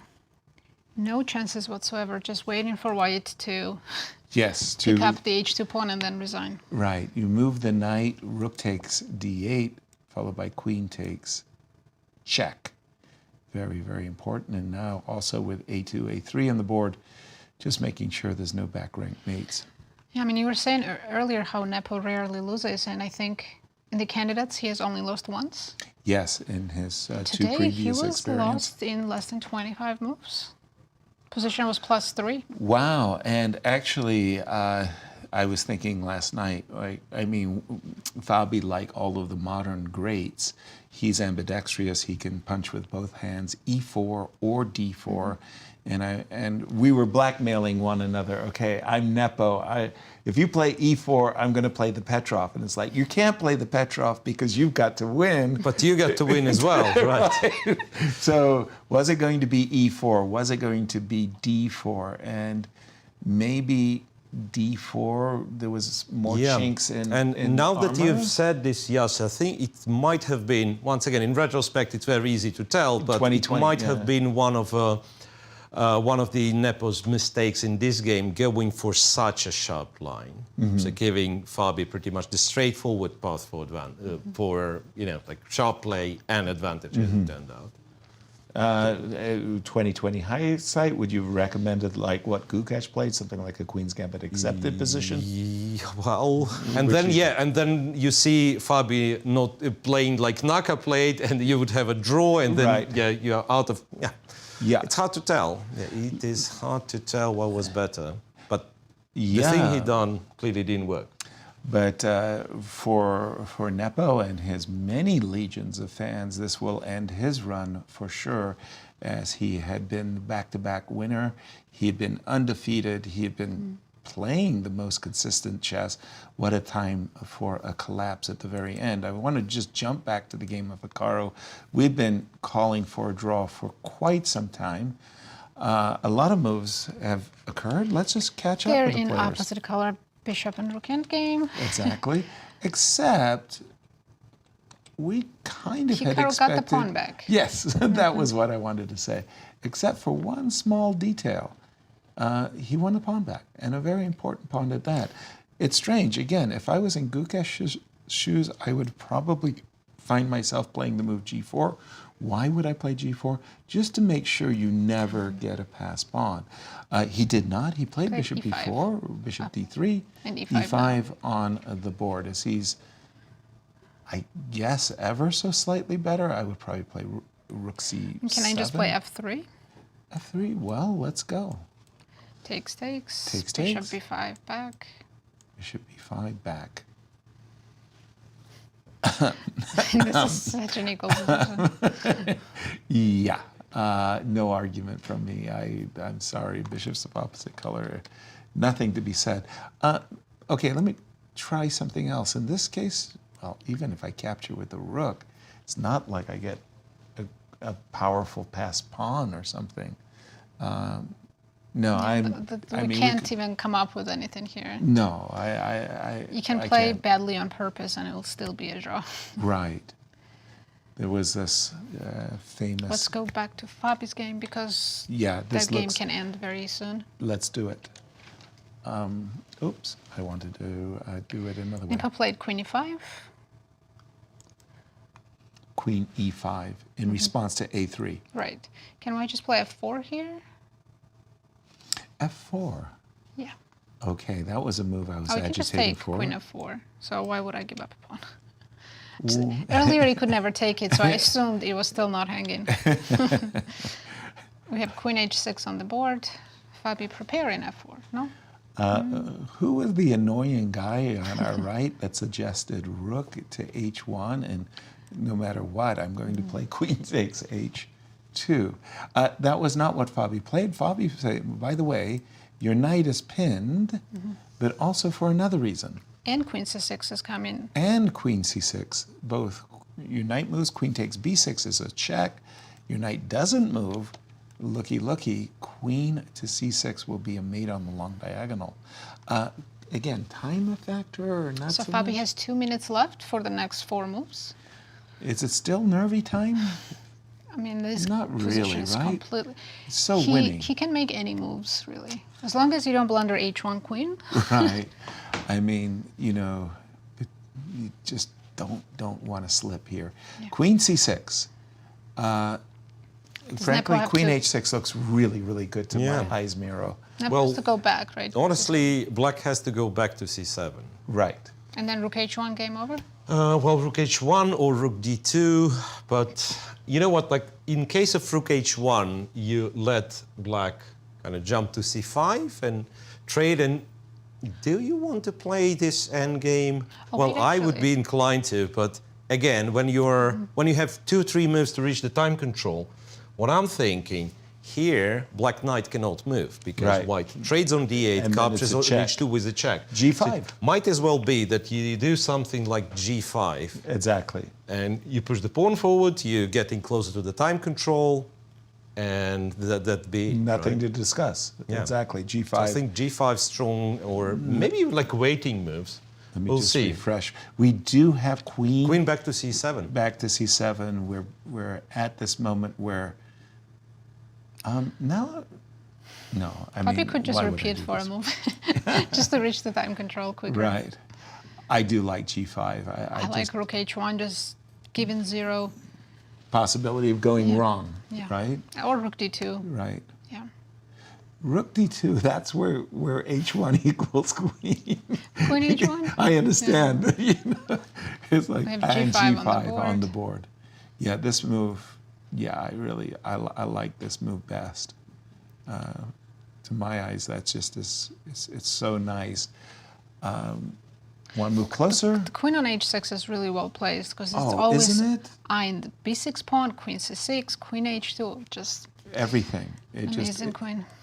and it sets up for a mate on the diagonal. Queen c6 might become probable, but g5. And, well, frankly, unless there's one trick remaining in the position, resignation should be occurring. But we do have an interview with the winner of the women's section, Zhongyi. Let's jump to Toronto. Yeah. I'm here with Zhongyi, who just won the FIDE Candidates Tournament for Women. My congratulations on your victory. So, question is, how did it go? Are you happy with the result? 这个恭喜您，然后这个比赛总的来说对您如何感觉？我觉得我的表现超出我的预期，总的来说我是非常非常满意的。 My performance exceeded my expectations. Overall, I'm very, very happy about my performance. This is really great, and I know Zhongyi won this tournament in Iran back in 2017. I mean, there was another format, but she became the world champion, and now she needs to play against Ju in June. And the question is, how are her expectations? What do you think will happen? 对，然后就是2017年您已经赢过，然后那现在的话，您马上又要和朱文君下，然后您有什么任何的期待吗？ 我觉得就是我能够再一次的，就是走到他的面前，对我来说已经是巨大的一个成功。因为上一次我是淘汰赛赢的，然后这一次是完全不同的一个赛制。我觉得我证明了自己，但是我也希望我在后面有更好的表现。但是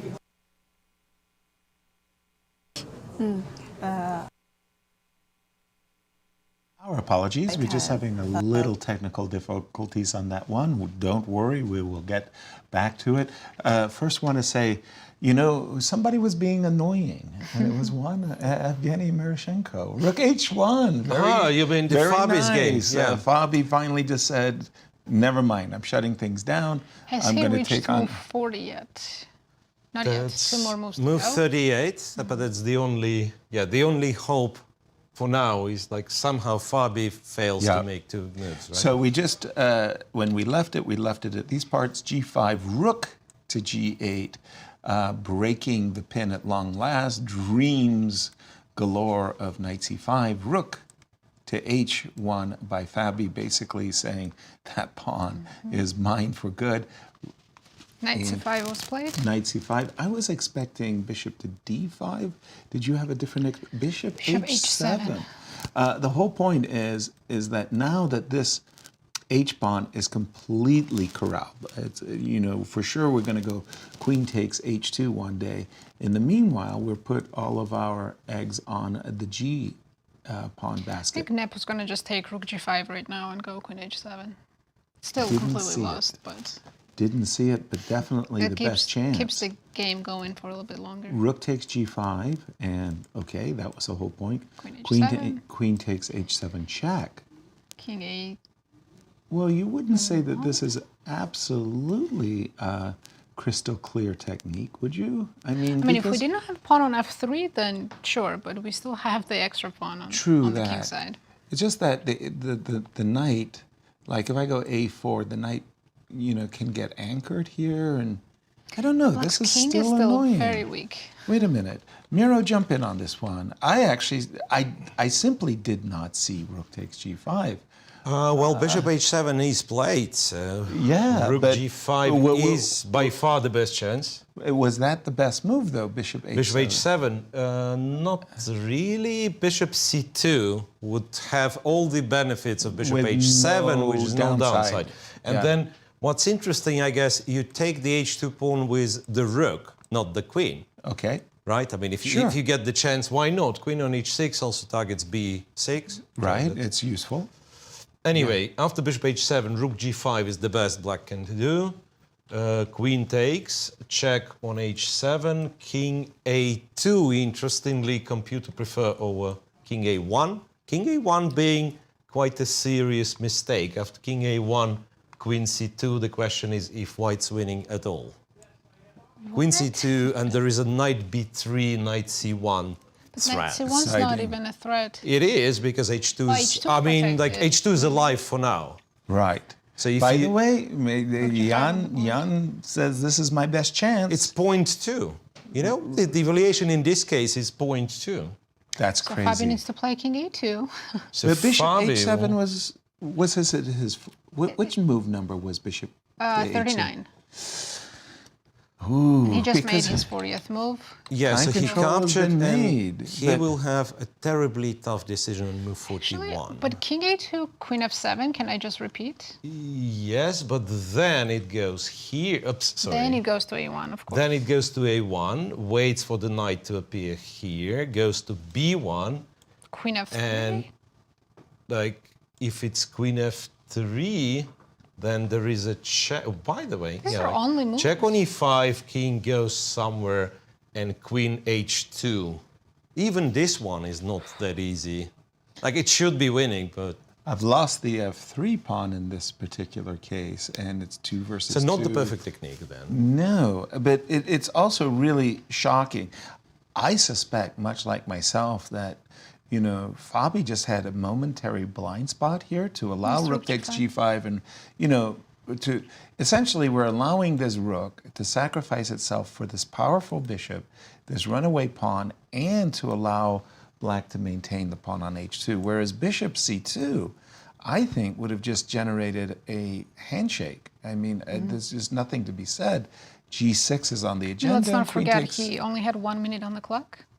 Okay, but bishop c2 is not that difficult to move unless you, like No, he me, you clearly were missed rook blind. g5, yes. Yeah, I want to say clearly he was expecting the rook to go elsewhere. Then he had queen takes h2 and wins. Rook takes g5 must have been a bit of a cold shock. And now we've reached time control And lucky for Fabi that Yes, he already because- reached time control because he needs to find this. king I mean, a2 moved. And then king a1. one move gives him no advantage or a limited advantage, and the other alternative gives him a huge advantage. So the move that we need to play is king a2, right? Allow the check and then go to a1. Allow the check and now go to Very a1. counterintuitive. Truly, Because now we allow another check, knight b3, right? king b1, queen takes f3, and Can we pause here for just a second, Nasi? do we Because have more checks? I just wanted to make sure. Fabi played king a1. It's on the board. Whoa, whoa, whoa, whoa, whoa, whoa. That is a blunder alert. If Nepo King- finds queen c2, King Whoa. a1, oh, pardon me, in this position, thinking he's winning without, he played it fast, yes. he played it very, very quickly, did Fabi. King a1, and he probably did not give queen c2 the respect that it deserves. Queen c2 doesn't look like it's doing anything, so why is it such a strong move? We're coming to that question myself. Like, if I were to play king here, Well, then I can probably give queen c4 check or something. knight Now it's b3 queen unpleasant? c4, yeah. Queen c4 check is the issue. Golly. And the most obvious and desirable is I want to take this pawn, and this immediately allows a perpetual check. Yep. I can't even Oh, you play can't rook even takes take. because my queen is hanging. I would have to come back, and boom, before you know it, Nepo has escaped with a draw Gukesh, our tournament champion. So now the question is, does Nepo believe he has anything in this position? Or if he mentally already lost this game, Right. he's not even going to look for queen c2. For sure, he had mentally lost the game after bishop c2. After bishop h7, his adrenaline kicked in, and his chances of survival jumped. Now, I'm for sure Nepo's going to find queen c2, just because he's such a fighter, and there's no choice. That's the other problem. I mean, it's resigns. I mean, you could b3 play is not a4 good. or something. A4, yes, that is an easy move also to make. But in that case, queen, if I go A4 in this, I have queen check, whether King F4. b7, and game still goes on. I mean, it's not immediately resigned. Because this is the Oh, perpetual. do you force the queen trade with queen h7? Oh, this is the perpetual. Is there? Oh, no. Oh my God. This is the perpetual. How are there so many tricks in this position? It looks. Oh my It looks goodness. so winning for white. So Miro jumped in Yeah, on this I have one. no It's idea what's going to A4? happen. I just found another one which is Oh, no. attractive for Jan. Please. So after king a1, why you might not be in a desperate situation, because knight Okay. b3 might also be a move. Okay, Knight so- b3, sorry. king a2. Sorry, do it on my board for just a moment. After king a1, Yes. if we play a4, I know, a4 I didn't check. So we already know Oh, sorry. queen c2 is the strongest move, right? Yes. So a4, if you want me to tell Yes. how a4 loses, yes, Yes. it does after queen to g2. Or well, not clear. Queen g2, well, at least queen g2 stops the perpetual check immediately. king a7. King a7, and then apparently it pushes the pawn, like the f pawn. f4, f5, attempts to distract the queen and avoid the perpetual check. Wow. All right. Also not trivial, I agree, not trivial at all. And you said you would also come up with another trick beside queen c2. Yeah, like what can be deemed as, as attractive as knight b3 check, king a2, and queen to f7. Setting up for a discover check. And it is winning for white, but after, say, rook h2, Rook h2. discovered It's check hard to move to c1 make. doesn't do much, but you can go knight c5, for instance, and take on f3, right? And this is more or less the ending of 2 versus 2, rook versus knight. Kind of should be winning, but again, But work. Definitely work. There's no question.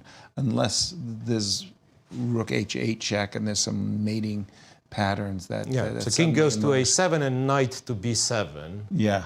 And then You if just- you try to get to the 8th rank, there will be check, check, check from black. So even this is still sort of playable. Work. Right. Whoa. Let's pause and just take a quick look at the game of Hikaru once again. Oh, Now let's don't go. wait. Let's wait to see if Nepo's gonna find queen c2 or not. So according to the engine, without queen c2, black is completely losing. It's the only move. Well, no, because according to the engine, black can get rook and knight, rook versus yeah, but knight. technically it's completely lost. We're saying that for humans, you still play, but computer Right. says +3, so I mean, it's completely For the rook and knight, rook versus knight. Wow. yeah. Those fortress positions with the knight on the same side of the board. King a1. King a1. We know that mistakes often happen not on move 40, but actually on move 41. Well, Yes. after queen c2, Yasser, can Yes. you maybe look at your board? So Please. after queen c2, we are not yet forced to accept a draw. And computer kind of was looking at, say, queen to g8 check. Okay. And after king moves, whatever, King a7. king a2, and pretend that we are still trying. But it's not much, I'm guessing. If we First- cannot win h2 pawn, Yeah, first idea would be to play a4 just to make sure that I have the square b3 anchored if your queen ever leaves. Are you going to play f4 in this case? Is that the I idea? don't know. Yeah, maybe, but f4, still. f5. trundle up the board. There's not well, d3, right? The evaluation goes down and down. It's not not zeros yet, so that means computer doesn't see the straight up perpetual, but it goes down to and like down. some 0-30s. So queen Wow. c2, of course, would be a big move for Nepo. If he misses it, But I mean, if we didn't have an engine, would you consider queen c2 as your main move? Yes. I would be playing a4 without thinking. I would be thinking of queen c2, and the reason is because I'm thinking that whenever you take on h2, I have immediate perpetual. Knight b3, knight c1. The reason But I also, because the most natural move is to check and to take the pawn, and then I with got the knight, with the perpetuals. rook, whatever, and then you just have check, check. Yeah. And I've got my perpetual, and so I would find queen c2. I also like the idea of queen c2 for another reason. If white ever goes bumpy, wrong, let me just put a move on the board. Probably he doesn't go wrong enough. queen But I've f4. got, yeah, exactly. But you know what I mean. Right. There's no check or something like that. Queen g2. That's why I would find personally the move queen c2 very attractive. This is a very stressful moment to wait for Nepo's move here. Absolutely. Too stressful. Let's take a look Let's at jump to Hikaru. Gukesh's game. Yeah, just so that we could, like, wobble. Oh, you know what? They kind of made our position. All right, so Gukesh didn't play that g4 that was interesting. Yeah, what He would played it- g4? Okay, let's There take was a a look. trap, right? Yes, so you take with the f-pawn, I take with the E4. rook. Oh, e4, sorry. bishop b5, Okay, rook d2 check, got it. Oops, not the pawn, but king e3, and this rook c2 move, which is very hard to understand. The idea is if you take on f5, Yep. if you're careless, king e5 and black wins. Because By you don't the have way, the check and there's checkmate. give me a checkmate, bishop to c5. That was the And- only trick in the position that we were Wow. able to find. And that is actually a pretty cute one. He didn't go for that. He he did played something else. E4 He played and- e4, takes. Bishop e7. Let I me just. wonder if Gukesh has offered a draw and Hikaru said no. Do you think so? Or no? Because I Hard to- assumed when they reached move 40, someone would offer a draw because this position Right. is a dead draw. Exactly. Oh And it- no, I do see queen c2 on the board in Fabi's game.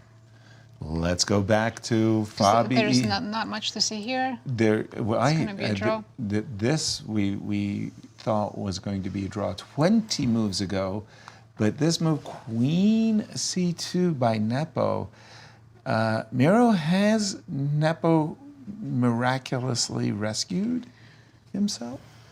Well, a lot, yeah. A lot.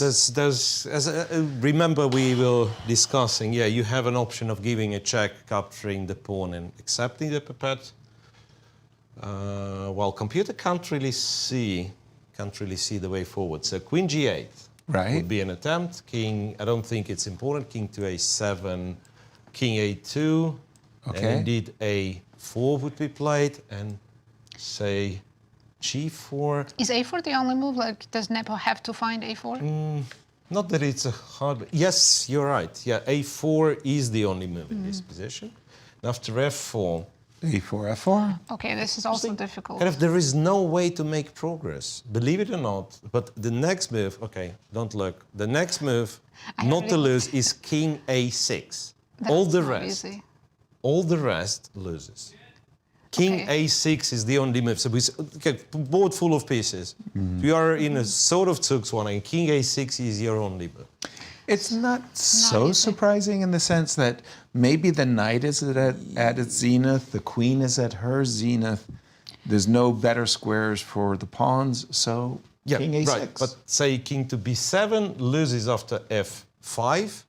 Once again, Can't explain that one. why would one make a draw, the other one lose? Right? You don't know.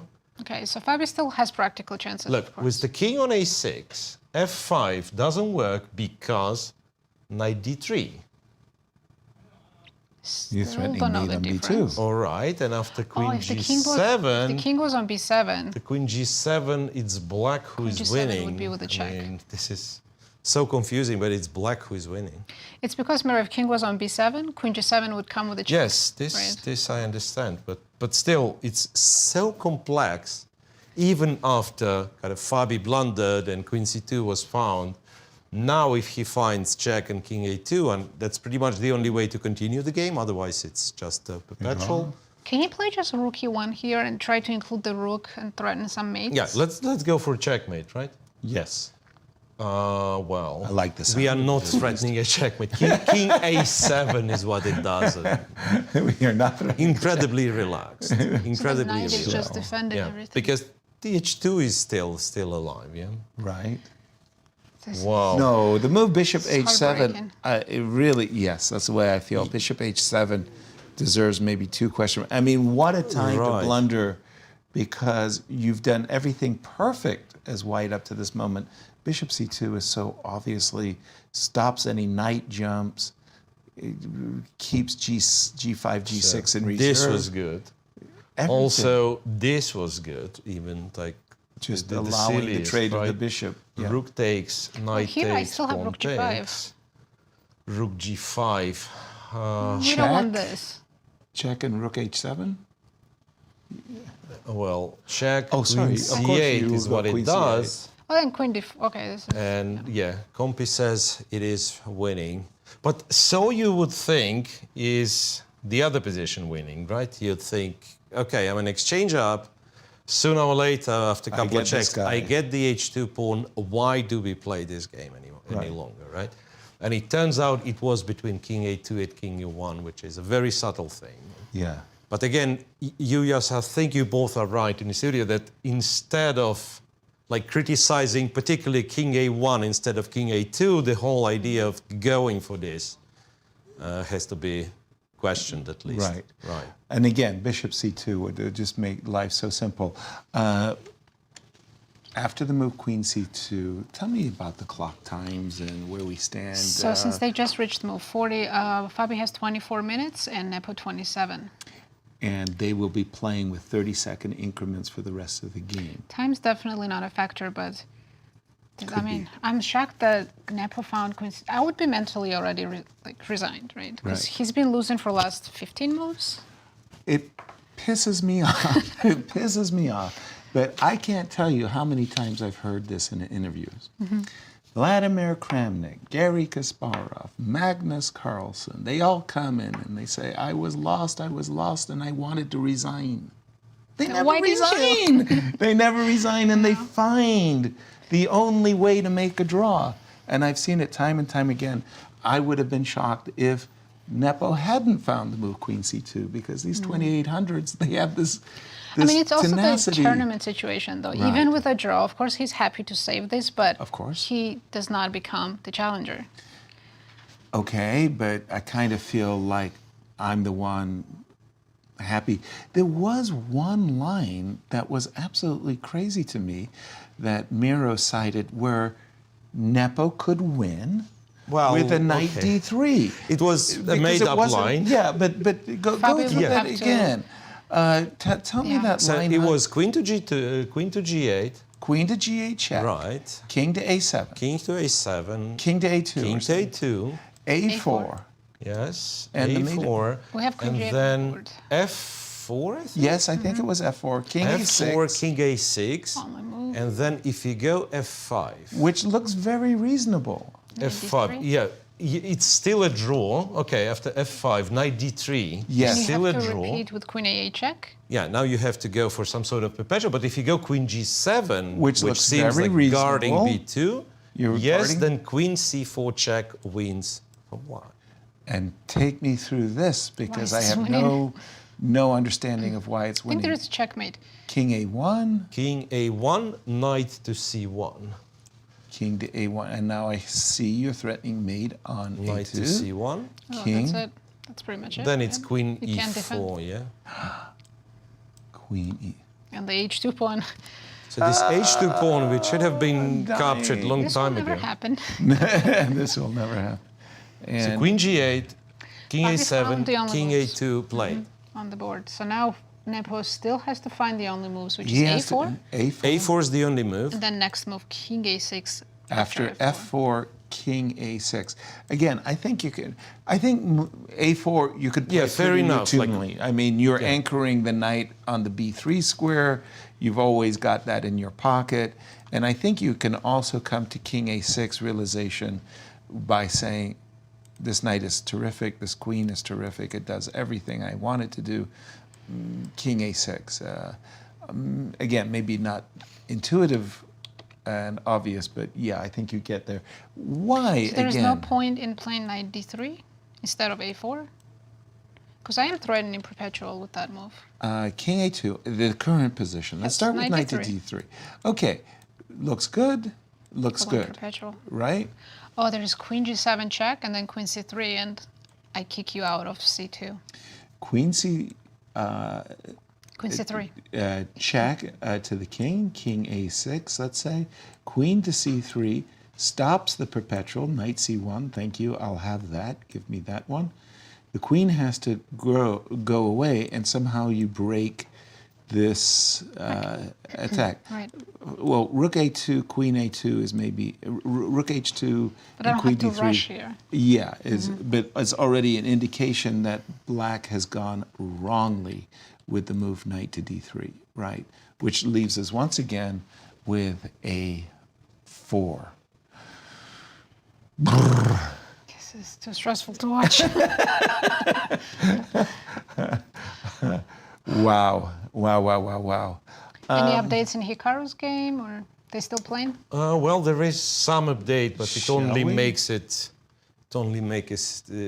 even more drawish if it was possible at all, right? So E4 traded, and then white went H4. Traded another pair Yeah. of pawns? Rook H5. So it's 2 pawns each, opposite colored bishops. I think they're just waiting for Fabio's game. Pretty much, yeah. Well, they have a front row seat. I Yeah. mean, they get to stand up from their board, look over, go, ooh, that looks pretty good. Yeah, okay, 2 versus 2, rook and opposite color bishop.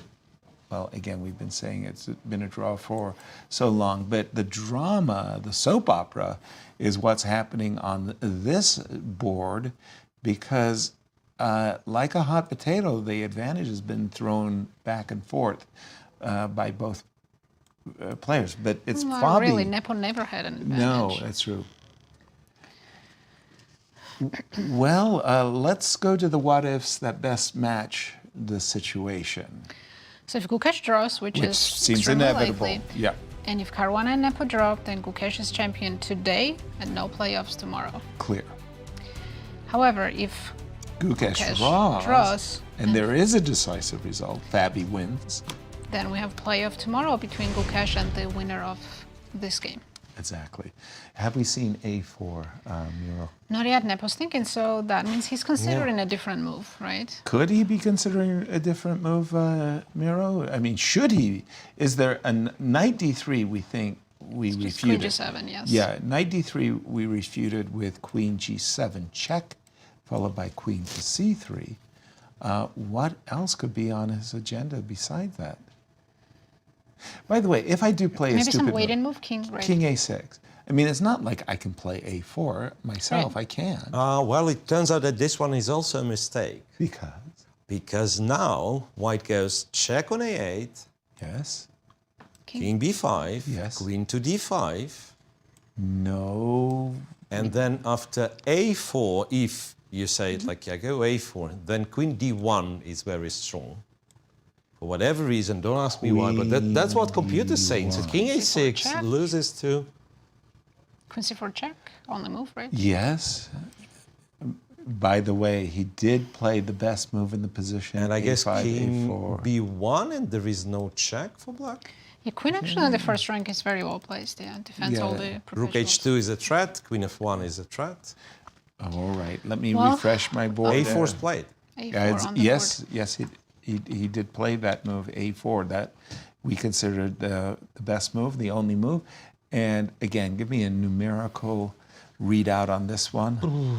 What does the... 0.49, whatever it means. Half a pawn. So it means there is no perpetual. Let's just go after this line with 0.49. So it's F4, F4. king to A6. Yep.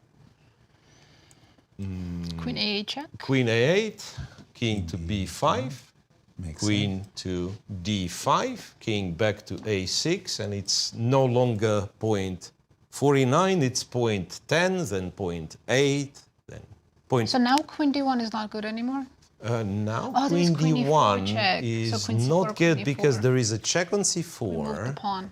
and we moved the F pawn, right? So it's a check on C4, and after King B1, it's check on E4. Ouch. So now only hope for Fabi's fans is that after F4, Nepo does not find King A6. Yeah, it looks like. Because the engine says King A6 is the only move for some reason.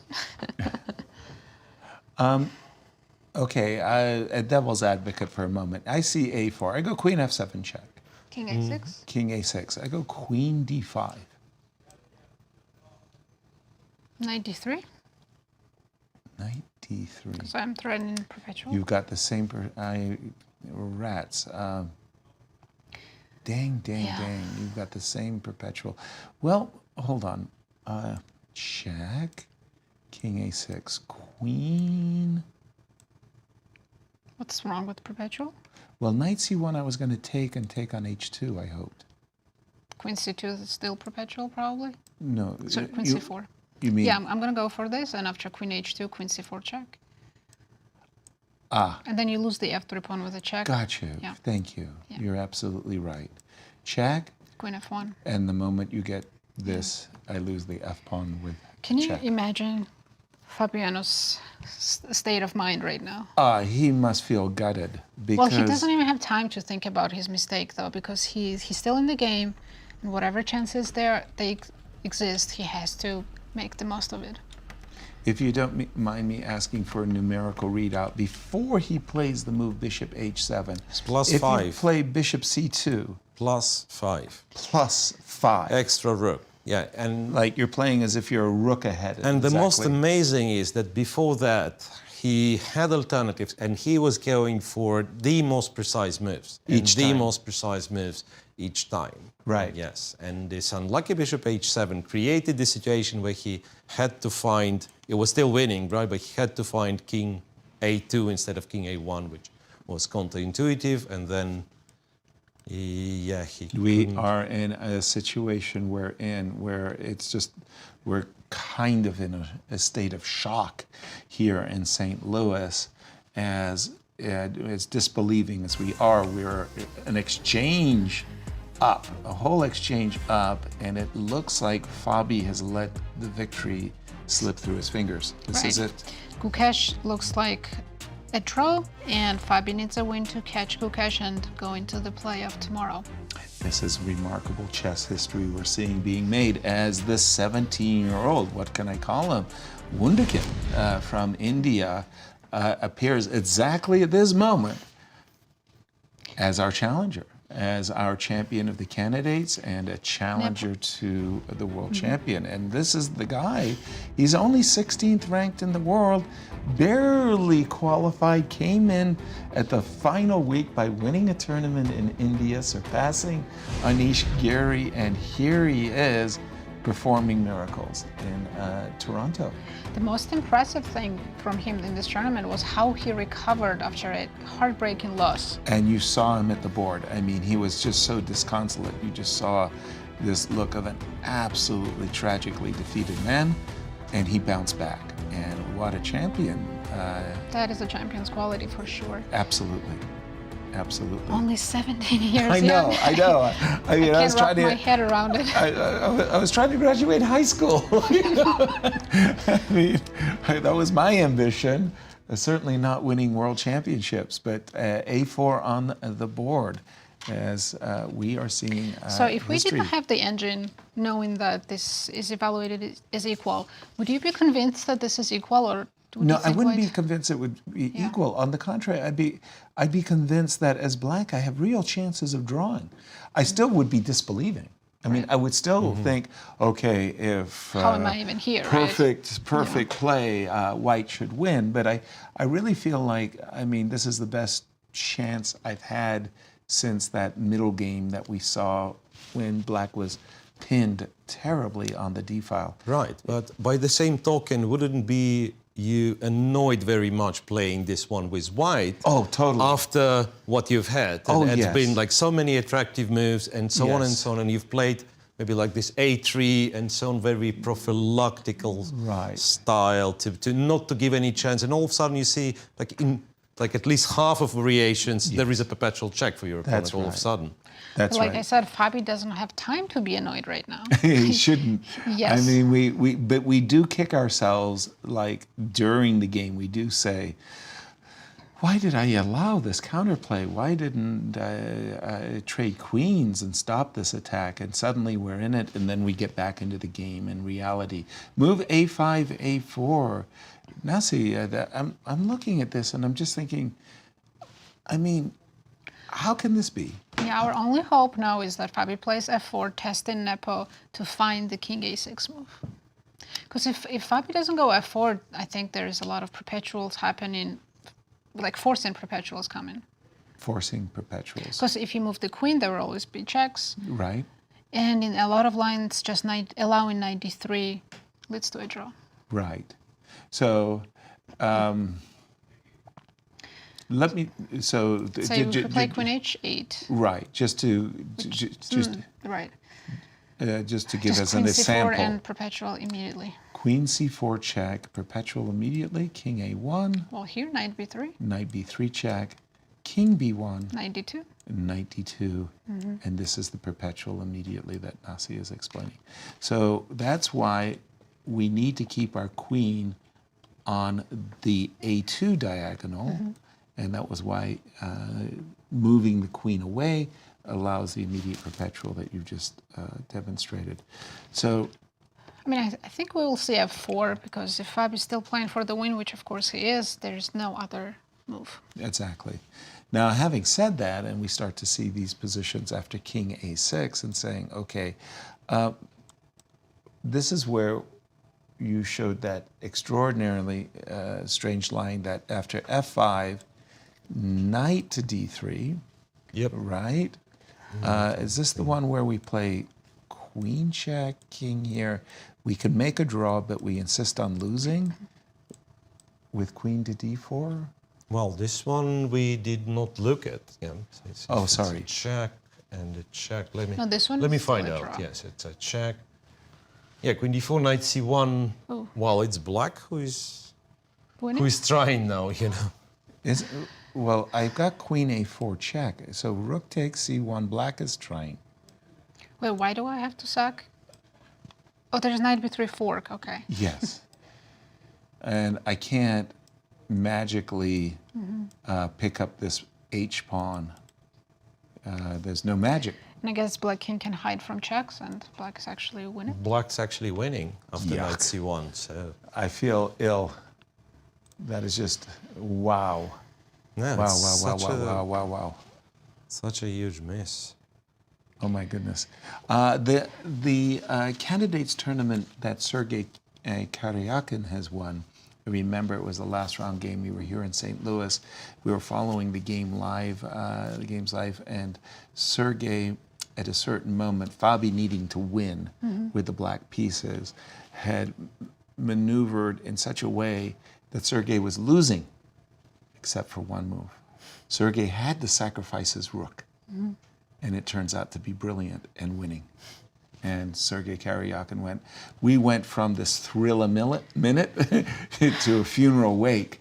And that's a kind of a Vuja day all over again that I'm having here, where Fabi was just completely winning. And +5, yeah. it felt like a tiebreak was inevitable.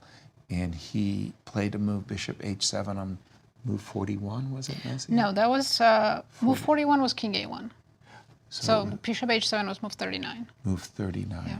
just before He the had time about control. a minute or less on the clock. Wow, the air just got sucked out of the room. It's shocking, shocking It's development. absolutely shocking. And again, f4 is not yet played, right? No, To illustrate how, how drawish perhaps the position is, may I ask you Please. to move on your board? So Yes. a move you were looking at queen to h8. yes, So one of the things computer is doing is queen c4 check. yep, king goes to b1. Yep. And it goes queen check to d3. Yep. And you go to a1. Yep. And it goes queen c2. And says, I'm not interested. You can play more moves. Right. I'm not impressed. I'm not impressed by... I don't quite get it, to be honest. He doesn't take let me double check. Maybe I'm lying to you guys. No, check here. Yes, king b1. Check on d3. King a1. And queen c2. Yes. Incredible. And he just says... Then in case of the queen only move? c3, I think you've mentioned this, yes. In case Yeah. of queen c3, there is always this queen g2 maneuver. Yeah, that was the thing that why I thought that Nepo would find the move queen c2 is that he does give him this the possibility. Just a move ago, is queen c2 the only move there in that line? After queen h8? Yeah. So again, check here, king Here. a1. Is queen c2 the only move? Oh, strangely, the answer is yes. Unless, like, the engine tries to play tricks on me, but no, knight b3 apparently also works. But that's... Knight b3, king a2, but it's not automatic. It's not like some perpetual checks. Knight b3, king a2, knight d4. Oh, now you have to go to d4 and change. Yeah, you have to position. play to d4. After queen g8, you take with the knight on f3, and you continue playing this one. Rook c1, black king is almost checkmated. Yeah, and some queen d7 and so on.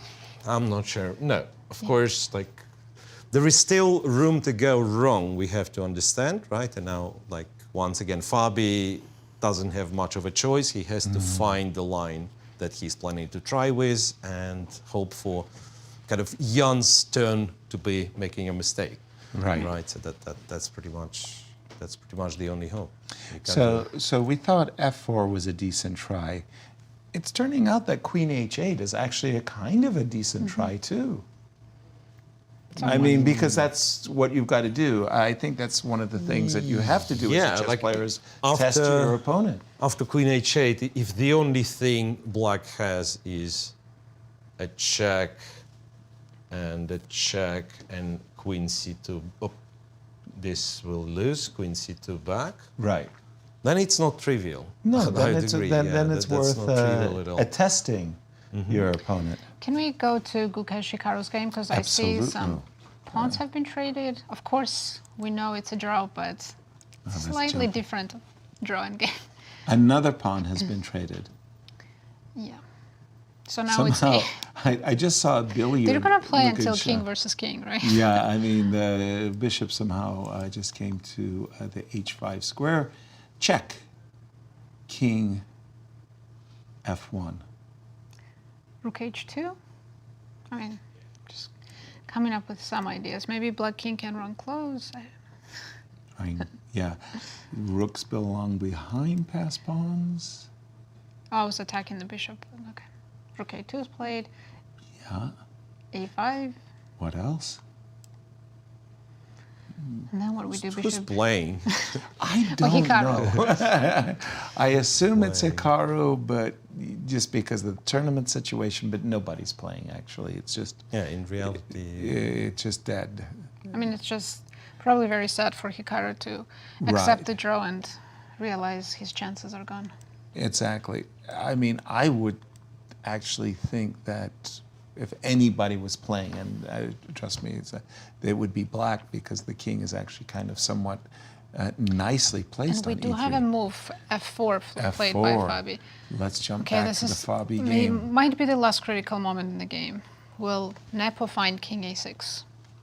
And the reason king a6 is important is because black wants to play knight d3. But that allows queen g7 check and queen c3. So king a6 just avoids that queen g7 tempo move. Exactly. We cover the c1 square, knight c1 check. We simply take. And the queen on c3, x-rays and protects.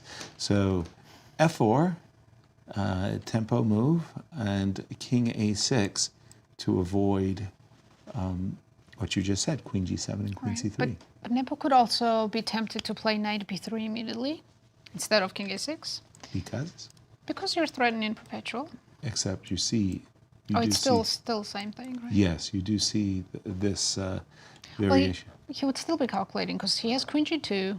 So check, where do we Right, go? king, let's say e6, Yes, queen c3, queen g2. yes. Queen c3, queen g2, yes. How is white winning here? Queen c4? How is white winning? Which one? So yes, if queen king c4. a6 is Yes. not played, right? Yeah, so queen knight c4 b3 and- instead. Queen c4 and rook e1. Rook e1. Oh, and no. You have to go to b7. You can't go to, because a4 is hanging with the check. So we're looking at queen c3, queen g2. And rook e1. And then suddenly I got, you don't have time to queen. I've got a checkmate with rook to e7. Oh, yeah, queen c7, okay. Your rook e7 and queen c7. Yeah. So that is why you Well, actually, need after rook e1, black can go knight c5. How do you checkmate me? you mean it's not Well, over till strangely, it's over? queen d3 is stronger than queen c4 in the position you look at. Okay. Okay. Queen Queen d3. d3 check. with the same kind of checkmating ideas, I believe. So let's say So where the King- kings go? king King a7 and Rook Oh, here e1. you- oh, queen Queen h7 h7. geometry. Oh, So that's why you can't go to the 7th rank, and computer was going to a5. Yes, so that's why queen d3. That's a So king It's, a5? yeah. And after king a5, guess what? Simple queen f1. queen d5. And I'm trolling by that point. Yeah, of course I'm trolling. But queen f1 is the move computer mentions, but it's nowhere near simple, right? Queen d5. Queen f1. I guess you can queen- push f. No, there's knight Queen d2. f1, queen d5, queen e1 check. So as you can see, even this is Even this here. one, yeah. How do you know there is no draw that doesn't work? So there's a good chance Nepo plays knight. There is a chance. I agree with Nazi. Here, Wow. there is a chance that you don't go king a6, but go for knight b3. Pins and needles here in the St. Louis studio as we're reeling from an earlier mistake by Fabi. He had played a beautiful, beautiful game, outplaying Nepo, having a one position, allowed one mistake, and Nepo sees that mistake to sacrifice an exchange, and we have an amazingly complex position that is likely drawn against all the rules, I want to say, all of our cherished principles of being materialists and vulnerable kings and so forth and so on. Toss it out. This is just an exceptionally strange position, unusual. Absolutely. Position. Maybe And, unique. Like, once again, there is no point in, criticizing each move here because it's clearly some computer geometry that Right. happens to be, like king a6 in this position happens to be a draw. In order to understand that, I mean, after 13 previous rounds, after 4 hours of today's game, or more than 4 hours of today's game, Right. it's There's a a- very hard There's a good chance that both players still think that white is winning, Oh, well, that'd be... I would certainly feel that especially way. after f4. In Nepo's shoes, I would be thinking to myself, wow, I've been given an amazing opportunity to make things very, very difficult for my opponent.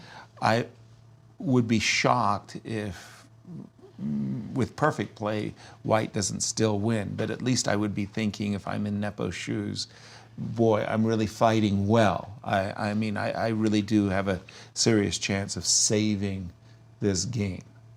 And I would and be finishing the tournament being the only person undefeated. undefeated. Somehow still not winning the tournament though. Exactly. And F3, F4 on the board. Tell me about the clock times. So Fabi's down to 9 minutes. He spent a lot of time on move f4, and Nepo has 18 minutes. How often do we see that Nepo has double the time on his clock as his opponent? In the opening, often, Yes, because his prep is incredible. exactly. And he is known to be more fast player Right. amongst these top GMs. Exactly. But And- I think this is what changed with Nepo, like compared to previous years where he would be far less stable of a player, right? Because he would get something like this, he would believe he's getting a chance, and he would jump Knight knight b3. We have knight Which, by the way, he B3. played here, so we are back to Oh Fabi having a my winning position goodness. if he fights. Oh my goodness, that was the mistake, and a mistake that Fabi desperately needed. And the move does Queen set G7 up played knight on the board. C1 check, and we know that Queen G7 and Queen C3 is the antidote to this setup. Queen G7. He is winning. Wow. Okay. What happens then? Okay. Oh my God. Sorry, you're going to have to reschedule your flight.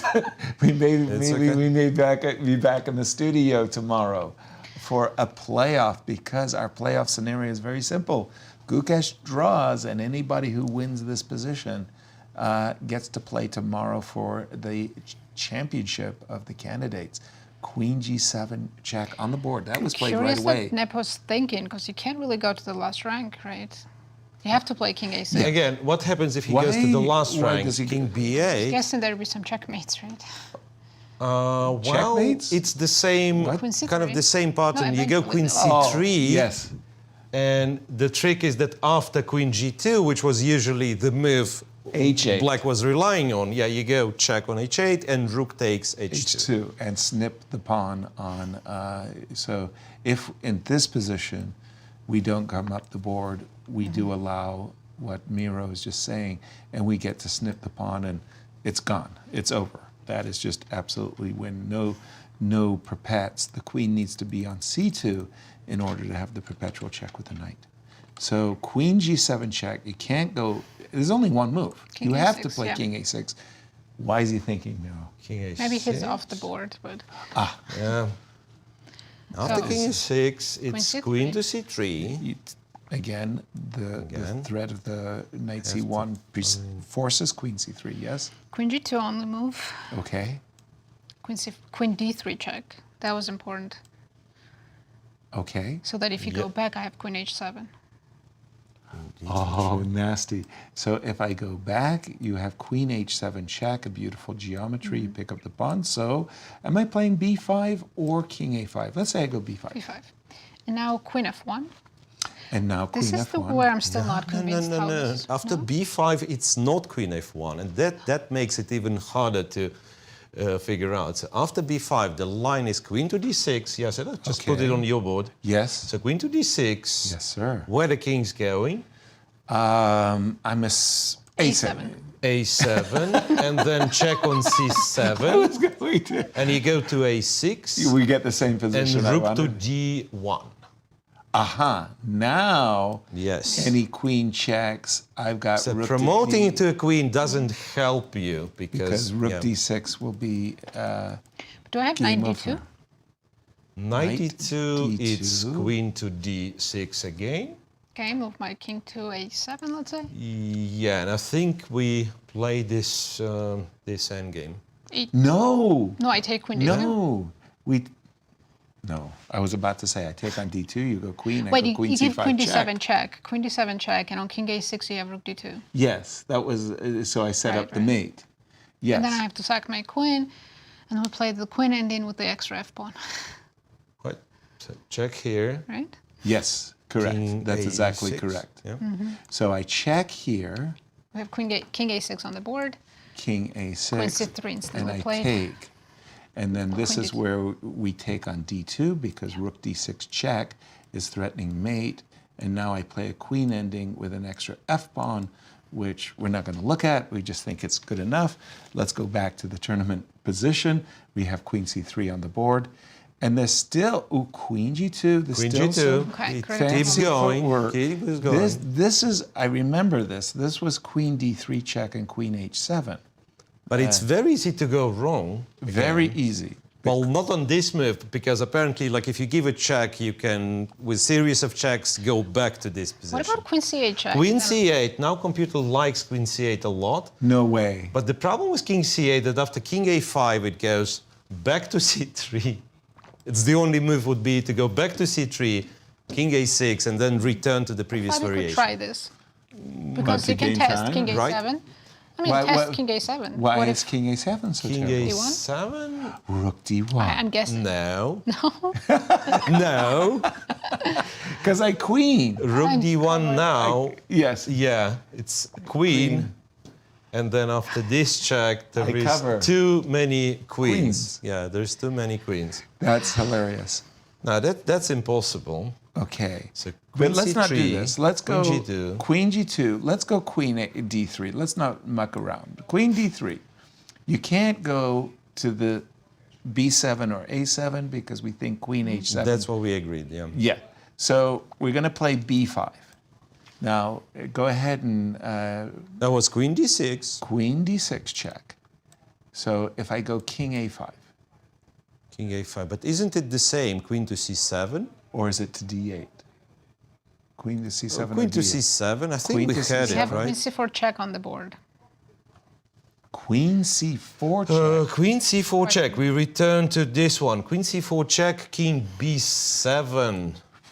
And you cannot return to the same pattern. Is Wow. King a5 here? Oh, yeah, King a5 loses to queen b4. Never mind. So King Yes. b7 is easy move to make. King B7, yes. But wait a minute. And then after rook e1. I don't have Queen H7 check now. Yes, exactly. So Queen D3 that's was the actually, reason. Queen C4 is a blunder. That's the difference, right? Fab is planning rook e1. Rook E1 Okay, It still looks winning to me. could be. Rook E1, that Maybe makes it is sense. winning. Knight C5 seems like the only move not to resign. Okay, Knight to but C5. now I feel like I finally have made some kind of breakthrough, haven't I? Check. Rook E7, I'm not sure the reason why, but Rook E7 does not make it in the top three actually choices a of an loser. engine. After King Jeez. C6, it's black Black who is is winning. winning, Yasser. Amazing. You have to be Because- careful giving those checks. Okay, Knight So- C5. There's a practical chance Nepo goes into playoffs tomorrow. From, Well, technically, it What? can be. Like I mean, anything's rook possible. e1 is very natural. And after knight c5, rook e7 check is possible too. Oh, very, very, very my possible. God. I mean, how would you, I mean, at first blush, you look at rook e7 and you think to yourself, King c6, what else? Queen to here, you think you're Checkmating. setting up a checkmate. Obviously, you're going to There's queen, no- and you discover you're empty-handed. That there's no checkmate whatsoever. Besides rook e1, does Fabi have any other options? Queen f7 check just repeats, I assume, king Yeah, e6 and you we can repeat. go Queen F7 and repeat. Okay, this is, sorry, let me just refresh my board. This is the current position right here. Why doesn't it refresh? Okay, there is after rook e1, knight c5. Fabi could whoa. play queen f1, right? So I after just King refreshed my B7, you Yeah. want? There we go. There we go. Rook to E1. Rook e1, knight c5, queen f1. Knight Rook to C5 E1. and Queen to F1. Because there's no perpetual, and I've stopped your pawn for good. Or there is perpetual. It's hard Maybe to there tell. is perpetual. Hard to Check tell. and check, no? Yeah, and Where do million I hide? checks. Well, king a1, knight b3, King king A1. a2. I hide behind your... you- No. Here I play king b1. King B1. Oh, pardon me. You start with King Yes. B1. Yes, I'm sorry. King And B1. on queen f5, I go king a1. I see. You lure my knight to the B3 square, Knight b3, king a2. and you've got King A2, and now you're kind of insulated. You might have queen d5. No, you don't have queen d5 back. Queen H1. Okay, that's Well, good. That is very good. Wait a second. I have one more theory. What if we play Rook to D1? At what? I don't know. Instead Knight of Rook C5? E1, can you play Rook D1? Or it doesn't make much sense? And after knight c5, what's the difference? There is still Knight C5, right? You must. Yeah, play Knight C5, Queen Actually, I have F1 knight would be D2 the also. same. Yeah, Knight D2, but then I thought it's I'm not promoting. kind of highly praised by the computer, but you could No, do... rook d1 looks scary. Knight d2 and h1 queen. Ah, yeah, Right? H1 That's queen. scary. I agree. What is happening? Takes, check, take the knight, but Oh. yeah, that's probably a draw, It's a- right, yeah. Yuan? Wow. It's not over until it's over. Yogi. No, as a commentator, I've never been this stressed. It's the first time. If you think you're stressed, imagine how the players are feeling. That's Their why I hearts said are- as a commentator. As a commentator, you're used to it as a player. Yeah. You're used to the stress, and these high-level games that go to the 4th, 5th, 6th hour, and you think to yourself, how do the players put up with it? Fabi's down to 6 minutes. 6 Believe it or not, but this game Still is still going on. Wait, they're in the rook ending now. Right. I don't know. They've traded the bishops. Okay, so it Still was a draw, this. I assume. A6, rook h5, king d2, I would assume. Right? Right. I don't know what's this game, why this game is going. Why this game is going. Why is this game still in progress? We don't know. Amazing. Yeah. Okay. So Just watching Fabi's game. that's anyway, all. yeah. Right, So they've that got means progress. Gukesh holds a draw. There's like nothing to hold, and we all waiting for what's going to happen in Fabi's game against Nepal. Because if this game finishes first somehow, then Gukesh will finish a game in draw and know that he is champion. Exactly. King b7. Miro, what's our trustworthy engine or untrustworthy engine? Well, if rook you prefer? e1. Rook e1, the line that we had, rook to e1, Yes. knight to c5. Yes. Knight's 5 only move, right? Yep. Queen f1, Yes. queen d5 check, Yes. king b1, Yes. king f1, oh sorry, queen f5, yes, We king have a1. one knight c5 played, I think. Rook e1 for Yep. sure. Knight c5. Yep. Shit, I just saw it come. Important not to play rook e7. I mean, again, it's one of those things that, you know, you just have it in your mind that you've seen so many wonderful checkmating patterns already. You just think to yourself, this is one of them. And it's just shocking. And even if you that- don't see, like you think, okay, it cannot be that there is no perpetual, right? Perpetual. I've got at least a perpetual after rook e7, and I'm sure there's a win there somewhere. You come up empty-handed. So you just have to find queen f1. Yep. Okay, queen d5 check, as we've been discussing. King b1, queen f5 check. And I like your move, Nazi, king a1, inducing knight b3 check. I'm not saying knight b3. Queen c2 might be possible. Let's just jump to the Hikaru game because I think we're about to see a result after so many moves. And we do, in fact, have a Congrats result. to Gukesh. Oof. Hikaru tried his best. He did. He certainly did, and for many, many moves at that. And he got to eat. Yeah, I thought he was going to just sacrifice his rook. We do have queen f1, Fabi. So in the dugout at +3 is Gukesh, waiting anxiously for the outcome of this game. And our updated standings, thanks to that draw, here it is. Gukesh leading the tournament with 8.5 points. Hikaru cannot catch him anymore. Wait a minute. It's not an updated It's 9 standings. points. Sorry, 9 points. He yes. came into the round with an 8.5 points. Right. Thanks to his draw, he jumps to 9. Fabi needs a victory to get to 9. Jan needs a victory to get to 9. And there we have it. So we've got this current position with queen on f1. Have I got the right board? I have to refresh from time. And we do. Queen f1. And I just wanted to ask if I go queen... Okay, D5 check is on the board. okay. King b1. Queen f4. We're going to Check see the is line we're looking at. Check yes. is okay. King a1, knight King- b3. I'm not so sure about knight b3. If I pause for a moment, I go... You're not threatening anything. Because c1 is protected. That's true. Even if I go knight b3 check and knight d2, it's not a big threat. Okay, so Miro jump in. Queen f5 check, king a1. Do I have to play knight b3? What's Jan's tricks? Well, I'm not sure what the tricks are. It seems that the engine itself is tricked because it's a, it's a long series of checks. Okay. And our engine we have is kind of not deep enough, and it's like it's very optimistic when it starts this series of checks, but then all of a sudden realizes that there is no perpetual. Yeah, like knight b3, king a2, queen f7. You can pretend that you have discovered attacks and things, and after queen f7, for instance, queen g2 would be, once again, if we trust our engine, queen g2 check would be the only way to win. But a queen natural G2, move? Yeah. King a7? King a7, and do we trust it? Rook h1? Like What? leaving the king on the double. What? Rook h1 or king b1. King No, b1. king b1 repeats the move. Doesn't make any sense. Rook h1. You sure there's no queen c2 cover? Maybe. King b1. Queen No, h7. king b1, queen f5, it Queen says c2? back to Oh, there's still perpetual back to knight a2. No. So apparently it's a series of only moves, yes. I'm confused. If I take the So, pawn, would you just a do- second. Go ahead. Yeah, you want to Clear take the cobweb. pawn. We know you.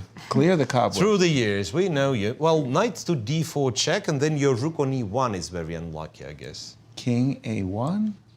Knight. Knight f3. That's Knight f3. double so attack. blind. Double attack. Double 4. Knights call are it- too tricky. We call it a fork. Knight So f3. engine right now is giving plus Amazing. 2.5, but when you actually make the moves, it's giving triple zeros. No, it's all okay. So it's a check here after queen f7 and the check and king to a7. You just don't have to take the pawn on h2. You go rook h1. That is a I mean, crazy. I have no idea how easy it is, of course, and specifically with Fabi having 6 minutes before this series to of play moves. such a precise. I believe line. it will, it will turn into some drama. The end of this game. Just to remind everybody of the what ifs. Now it's come down to only Right. this what if. Since we have Gukesh's result, if Caruana wins, he will play Gukesh tomorrow. Exactly. If Caruana doesn't win, Gukesh has Is already won the our tournament. champion. And it's really, really that simple. There's only 2 players in the mix. Hikaru bows out. He certainly made an incredible comeback. He was not doing well. He went 3 wins in a row, and his fans were cheering. Yeah. Also an update, Prague won his game against Nijat. Apologies to Prague that we haven't followed. Unfortunately, for those 2 players, they were not in the mix for the championship. Prague had a very good tournament. Nijat will say, I gained some experience. That's not, and he Oh, did we have play Queen C2. Queen That was C2. the move. I mean, It's not such, the best move It's for not Prague. the best move. It's not a great move. It's probably even a bad move, but it's a very human Very move. tempting move, right? Yeah, it's a very human move. And what you know now is you go f5. Is White winning?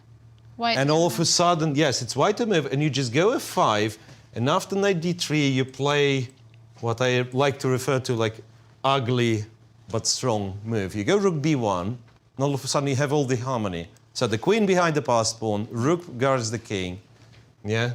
After No knight c5, perpetual believe check. it or not, but you just go f6, knight b3 check, you go back. And then you 92? move the rook away. So here, You've got a here, check. here, and you always have Oh, you have some to check. checks. So To this bail time, out. queen g2 or queen h1. Yeah. So somehow black cannot establish this perpetual check mechanism. So it can create a threat, and then white goes, say, queen g2 check, and then black has to spend another tempo. create a Actually, threat. Queen C2, mistake. F5, F5 on the board. Knight f5 on the board. D3, Rook B1 is very convincing. Now, I mean, Absolutely. that just- the that moment just- you realize that you go that rook kills b1, it. and you realize the roles of the pieces. So my queen stops the h pawn, my rook guards the king. Yeah, my queen supports the f pawn. So that's that kills it. absolutely. That makes it actually Can you now believe it should Nepo be allowed through the F5? roof. I mean the Yeah. the margin, Well, the engine's hang on a second. evaluation. Is there like knight? No, No, that's stupid. Queen there's G2 always check. a check. Yeah, I there's take always the a check. pawn, and I've got you in a pin. We have knight d3 on the board played. Knight D3. Knight d3. On so the now board. rook to b1. Rook to b1 is And Rook B1 on the board. Oh my goodness. I mean, I can only imagine that Fabi's I mean, F1 heartbeat is promoting now. is furiously beating at this moment. Rook B1. Yeah, And not Nepo- much Nepo can do all of a sudden. Once again, it looked that he had like billion checks, right? Right. Not a single check. It was so unlucky, perhaps, with this knight d3 And Queen C2. and queen c2, knight Ooh. d3 idea. Yeah. Yeah, I mean, but from his point of view, he had to realize, by the way, White has only one move. But after the move, you don't have a follow-up. Rook B1 defends mate. So what did he possibly miss? That's what I'm asking myself as well, what could Yeah, we have been like, expecting? Do you expect white to blunder queen b2? Mate? No, Yeah. of course not. You expect rook b1. You don't expect rook e2 because then you can take the rook and queen. So no, rook b1. And the point, the eval? +4. 3.5? Yeah. Wow. 3.5? But even more, because of the time, white's play is so quick and easy now. Suddenly it's just We just f6. push the f pawn. Anytime you play knight to f2, So knight threatening c5, queen, I have a f6 check. is the possible line. Knight to c5, f6, knight b3, king a2, a2, knight d2. and rook c1 is an auto. What am I saying? No, It's no, check, check first. first. Check first and rook c1. Knight d2, check. King has to go. King a7, I guess. He has played knight c5, by the way, C1. and rook c1. Let me just refresh my board. And here we And go. let's continue queen b3. Oh, okay. Okay, so knight not the c5 end. on the board. So hold on. This so is not the end. this is not the end. More tricks. More tricks. Pause here for just a second. Knight c5. So knight b3 check. So if I could play rook check at this moment on the 7th rank, you actually have to go. So may I? Rook d1. No, then you would play knight d3. You just so it's returned from there. So it would be better rook d1 or f6. What would you play? f6. And Fabi Yes, played f6. f6, F6. white. Yeah. Good choice. That's straightforward. f6. So no, well, we've got to play check, and then what do we have to do? Knight to Check, d2, king e2, knight d2 on the move. right? So we So this is threatening what the I want to queen. continue. So Yes. we give check, queen h1, let's say. Okay. Now King where do a7, we? Okay. rook c1, Yep. queen b3 check, Okay. and queen f7. And now you're threatening my pawn. You're threatening knight b3 check, Mm-hmm. and I'll threaten mate. Oh, that's nice. And We have a couple of moves, they're following our line. The players are catching Right, up but to us. You know what? The funny thing is that rook c8 is, well, at least looks very, very strong. But what if queen e6 was played instead of queen e7? That makes it- Queen f7. So rook c7 is a move, of course, but then king goes to a6.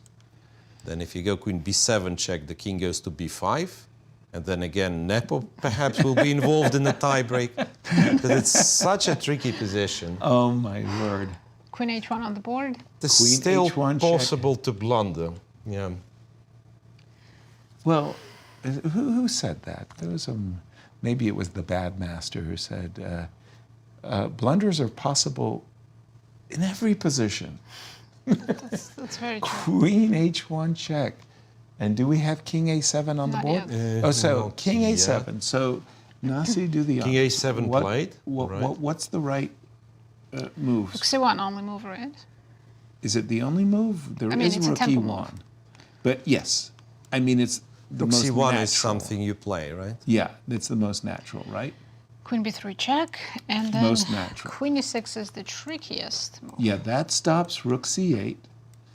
It preps knight b3 check, forking the rook. So we don't have time yet to take this pawn. Or is that Right. true? I think so. I don't even know anymore. I'm confused.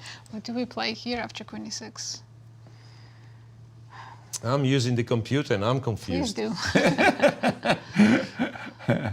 So queen e6, rook d1 or rook e1. By the way, we do have rook tricky. c1 on the board. The players are catching up to us. Queen b3 check, king a1. This is the current position. This is the live position. We're expecting Nepo to play the move queen e6, vacating the square b3 for the knight, Oh, this is tickling the pawn this is on crazy. f3.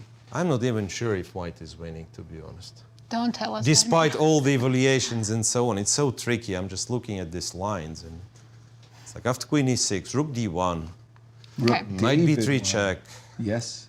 king b1. Queen f5 check? then go back Queen to G4 is one of the lines, for instance. I Queen have G4 no makes idea sense. what this move is. Right. Queen G4, F7, Queen G6. Oh, you win the pawn. Yes, you win the pawn, and But I win this pawn. right. Okay, but is that it's even like winning? Check, King A2, Queen F7. That's what I'm saying. I will be playing it till Queen the E6 cows come played. home.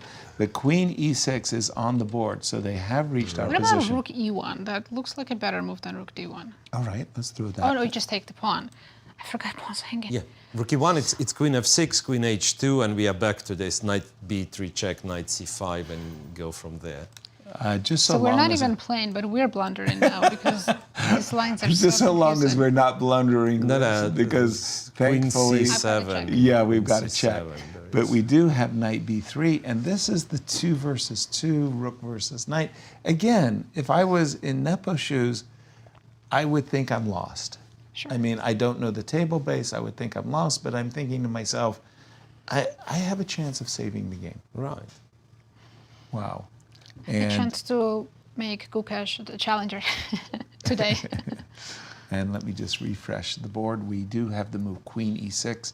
As we've been talking about this position, it's entirely possible we're going to come down to So Rook and 2 Rook's- versus Rook and Knight and 2. Sorry. Sorry, please. So Rook C7 is such a tempting move, but it achieves nothing. Because after, Well, King A6 only move. okay, Then only check we have is Queen B7 or A8, which Right. allows.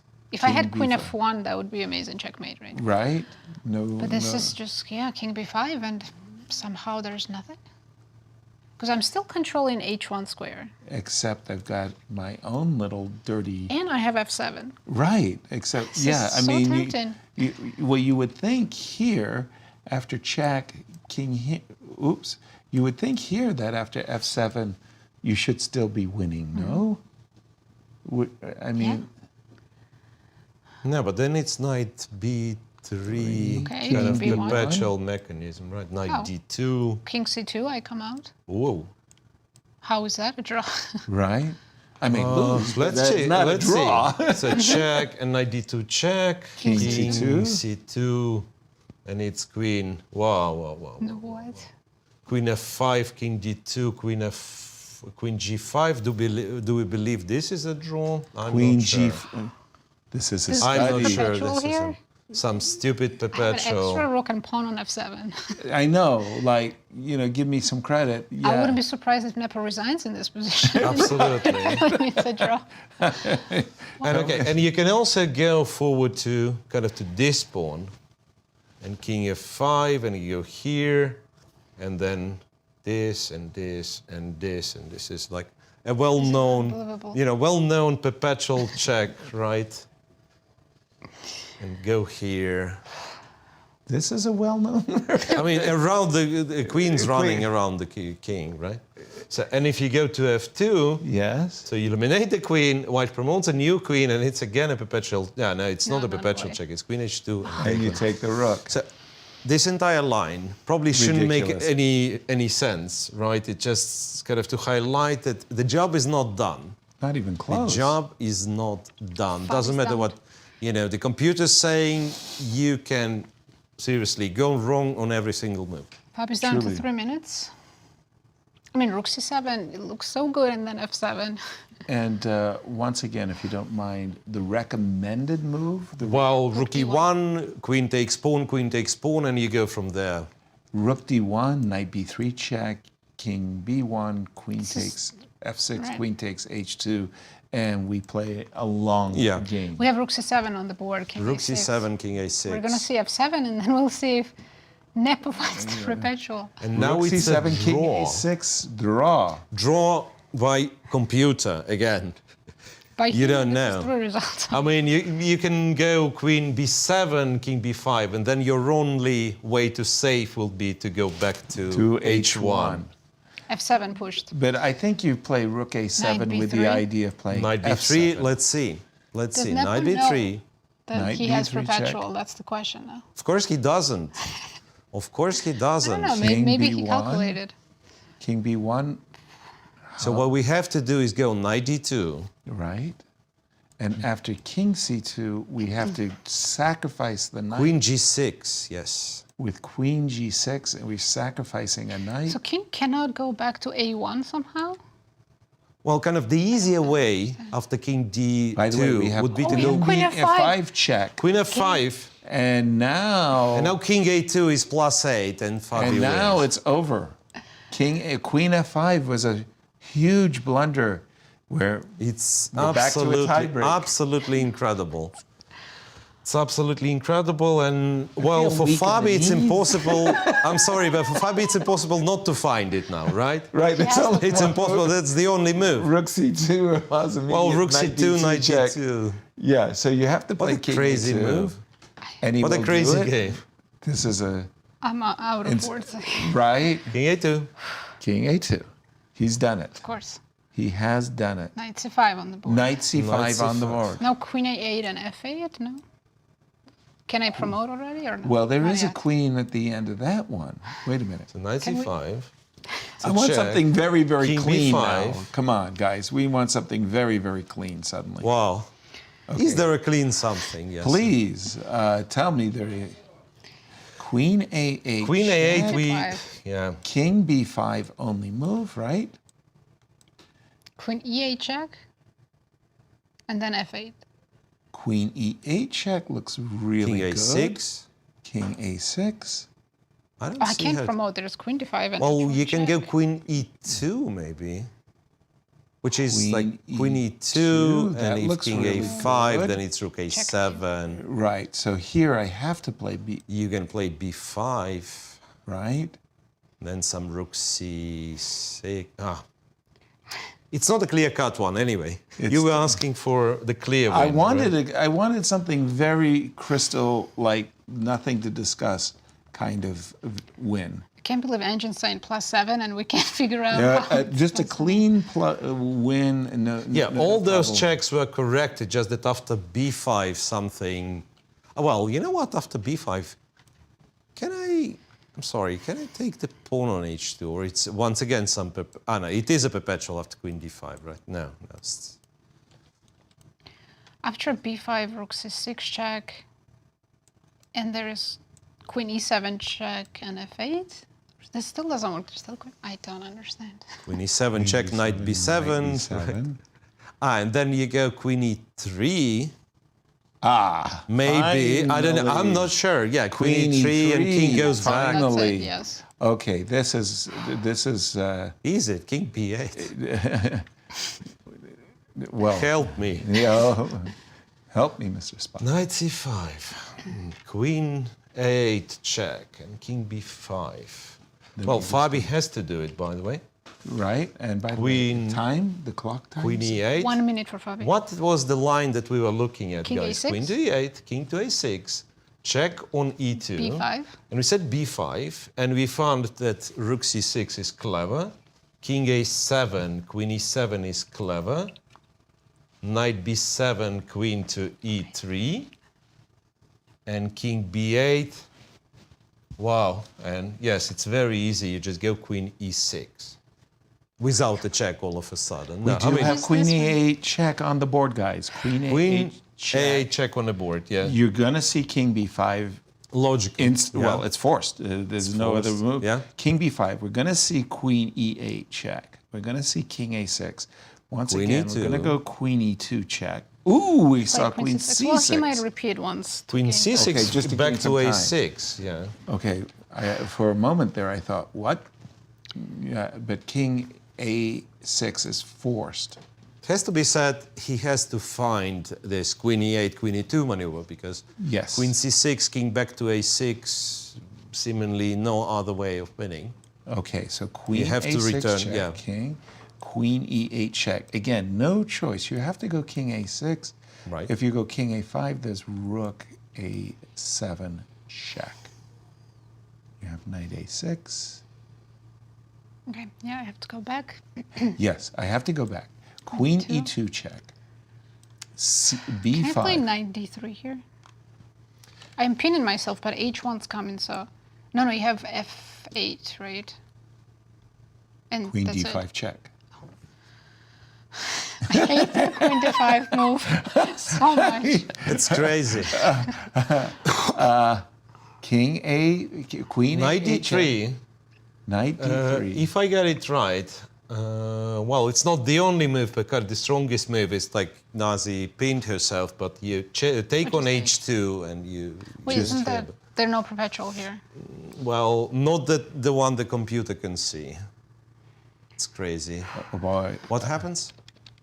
What happens? He They played just a repeat repetition. it twice. So Ah, yes, he just played a repetition, but Did he can repeat 3 return times? back, right? Or right. wait, he. So No, he played Queen Rook E7. A8. he played rook e7. He can't repeat. So Fabi, he repeated twice. He cannot repeat. And He played Rook E7, it's back to being equal, even with 2 possibilities: Queen F1 and Queen D3. What? He didn't find Queen E8. He didn't and find Queen- all that, Oh my gosh! I mean, and he repeated twice so that he cannot be back to Queen E8, Queen E2 line. wow! Okay, but is it easy for black to find? Queen Queen F1 F1, and Queen F1 is D3. Queen F1, Queen D3. Anyway, for black, like you don't move the king, Sure. you don't well- move the knight because Queen A4 checks. So it has to be a move with the queen. Right. So Queen F1 makes a draw. Queen D3 almost equal. 0.16 I mean, queen according to f1 machine. makes sense. You're threatening h1. So Queen F1, yeah, you kind of take the diagonal and you also threaten H1. Queen C4 check. And Queen C4 check is another threat in, that you in have, some yeah. So after moments. queen f1, what does white What do? again? I can't breathe. Can't catch my breath. Queen f1, queen a8 check, king b5, queen e8. No geometry anymore. I think it's just an immediate draw. If I go Queen A8 check, King B5, Yes, after pawn Queen equals F1, Queen, it's a check. it's just an on immediate A8, draw. Here, Check. Is there? check You don't Queen have queen E8, f1. King A6. I'm covering H1. Right, Yeah, and that's... you don't have queen f1 check. So But how I- is it immediate draw? Wait a second. So Yeah. check on A8 you went, Yasser, right? And after King B5 you went F8 check. Well, then I just said a draw is Yeah, agreed after Queen absolutely. C4. You, So- you are welcome to try King C1 in that position. Not much of a try. I'm not going anywhere.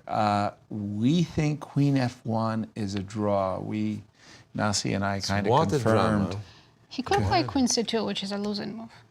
Queen C2 is a it- losing move? Queen C2 is the losing move, but let's It's an try to attractive figure move, out so why. could happen. It's not even clear to me why that's a I just saw losing the move. engine said it's a losing move. Oh my gosh. Yeah. I mean, it's not even clear to me why that's a losing move. And it's, you know, it's again very sophisticated. You go Queen C8 check, King B wide, Queen Queen C8, F1's played, Queen yeah? f1 played. Queen C8 check, yes, continue. King B5. King B5, check on E8, King back to A6, I guess, and then Yeah. Rook E1. And then we repeat the whole sequence again. I mean, it's so terrible. Okay, Queen- but we Queen do So have complex. Queen, Queen F1 F1 on the board. And then, well, what Fabi has to do is, you know, it's like at least not to blunder something badly. Can he play rook e1? Because if you go queen e1, f8 is winning. Oh, well. What can he go? What Rook e1, because on queen e1, f8 is winning. But he played something else. he gave a check. He gave a gave check. couple of checks. Queen's on Then e8 now. where do you King go? A6. King A6. So, Is he planning Rook A so if he goes Rook Rook E1? E1, can I Queen C- queen? Queen I can Wait a take second. in. Rook E1? I mean, it'd be, you know, it's the only move to make a draw. So It's the this, queen. yeah, is the queen on H1, which is absolutely incredible. Which is absolutely incredible. Then you take, and then white promotes into a queen, and Queen C4, Queen D3 is the A line draw. that we've seen. Is And perhaps even more amazing is that if white promotes draw. here, no, then white's just lost. There's nothing amazing about this. Like if white was to promote without capturing the queen. I have to stop you right here for just a quick Yeah. second. Just take a snapshot of the board. There's 4 queens on the board right here. I know. Yeah. I mean, there's 4. queens That- on the board. You that's- tell me, in your practice, how many times you had 4 queens? Never Four zero. The thing? Four queens on the board. No, I don't think I had. That was it was an amazing visual. I had to stop you to Absolutely. show. Fabi down to 50 seconds, and My Wow, head wow, is wow. spinning. he has to play Rook E1. That's his only chance here. And then one last chance for Nepo to make a mistake. Rookie 1, only chance for Fabi. Yeah. 30 seconds, rookie 1, and then the only move to draw the game is to promote to a queen. It looks like, yeah. So rookie 1 again. Let me double check. Or we have repetition, Queen A8, King B8. well, We do some have Queen queen A8 C4. check on the board again, and King B5. They've Repetition included, to gain some time because Fabi only has 40 seconds on the clock. so he can once again play check and rookie 8. But it was that check on C6 that will cost him a chance. He missed the Queen E8, Queen E2 check. As That he was good. that was the winning to bring the queen back to E2. That was the winning, as we know, thanks to the engine. This has been a monumental But game. even then, if you remember, it wasn't like trivially winning. No, It was- it's it still. would lead- I mean, even while the computer was telling us +7, we were still struggling. Right, so that means King- Nepo, being given this opportunity, he puts up Series 5. Heroic resistance, simply heroic. Once again, Rook E1, H8 equals Queen. Just the most remarkable series. Queen C8 check, does that do anything? Queen C8 check. Against all of I these guess, checks, yeah, always king goes to b4. We have- Rook E4. What's Rook E4? Rook E4. Holy smokes, what is Rook E4? E4? I have to refresh my board. Well, it's a threat of checkmate in 2. Queen A8, Check. King B5, Rook B4. Yes, check. So if you So knight promote. takes C4. So if we promote, just let's show. Fade a Queen, viewer. Queen C4, black checkmates. Oh, you have a different position. Oh, okay. I just wanted to show what the move Rook E4 was threatening. But after knight D4, white cannot promote because then it's black who checkmates. Because Queen C4 and H1 Queen. But I take a Yeah, pawn you with take check, A4 with a check. Okay. After You King had- B7, you take E4 with a check. and now I'm back to a favorable queen ending. I don't say it's winning. What are you? Oh, well, it's 2 versus 1. So That's this what I game can mean. last forever. It's favorable. But how? King A7? You can't stop my H pawn. But you can't stop my F pawn. Yeah. Oh, you're going to play 2 against 1? Wait a second. That's what I was saying. Wait a I second. said I'm sorry. favorable. Queen E7, King A6. It's still How not- I don't- I exactly can't- do you check. promote? Yeah, yeah. Not You so can't promote. easily. Queen C4, H1. Right. But I'm sure I will be able Yeah, to trade. yeah. the There F should pawn. be the way to get 2 versus 1. Exactly. So he's played Rook E4. Let Rook me just E4. refresh Then my board. Jan has to Knight E4 only move, right? Again, the threat decide is on what very, he's very, doing. very succinct. We're defending Queen C4 check. We're threatening mate in 2. Queen A8 check and Rook B4 is mate in 2. We're looking at knight takes E4. By the way, Jan has 10 11 times minutes. as much time. Yeah, 11 Jan minutes is, to Jan is 1. on 10 minutes. Yikes. Sorry, let me just get rid of some of my Imagine bows a and arrows. blunders made here. Promotes. Well, At this point, I mean, anything at can that happen, point, I right? take it. I mean, okay. Anything's possible. I go to the emergency room, a little infusion of, I don't know what I'll need at that point, vitamin therapy or something. Rook E4. I mean, it's a chance. Knight takes A4, queen takes A4. Yeah, What? seriously, there is nothing else pretty much that he can do. So it's knight takes, a check on A4, King B7, check on E4, and I'm wondering after Queen E4 check, anything is good enough. You can play as dumb move as King B8, and still it's a draw. Doesn't matter what black. And we have tries. this position on the board, Queen E4. So he captured on E4. It's very much simplified. Didn't we see Gukesh in a queen ending also on the same side in this tournament. Right, from we the had first half. two, I think. We had two queen Endings. Yeah, Right. and unfortunately for Fabi fans, we're going to see a queen and 2 pawns versus queen and 1 pawn ending, which is theoretically a draw. And for Gukesh Did we figure out how that's even possible? Because there's always queen c4 on h1. Can Fabi even get to that point? I'm Because I think sure he just needs to can. make perpetual. He just went Can king he? a7, queen check. Okay, king b8. King b8. Sure. Queen e8, king say a7. Queen check, king a7. Let me see where do. Oh, Whoa. he went king. It could be. There's no way to promote. Could be that it's just a perpetual, incredibly. Take. Because he can king never a7, control this c4 square as well as the. as well as f8, yeah. Well, hold on. He can. Just the position that they have on the board. He can go queen c8 Oh, he just check. played king a6 for some reason. He didn't have to play king a6. He could have gone king b8. Uh-huh. King b8 and you're Okay, saying. we do have this. Now they shifted. Yeah. Okay. So king a6, queen c8 check, king a7 is the current position. Is this the one? Yeah. We can make a queen. Yeah, He right can on. force you to capture my Black queen will have to and capture. Make a queen. Yes. Makes sense. He's done Well, it. Queen. objectively, there is no big chance, but of course, one has to keep trying. Of course.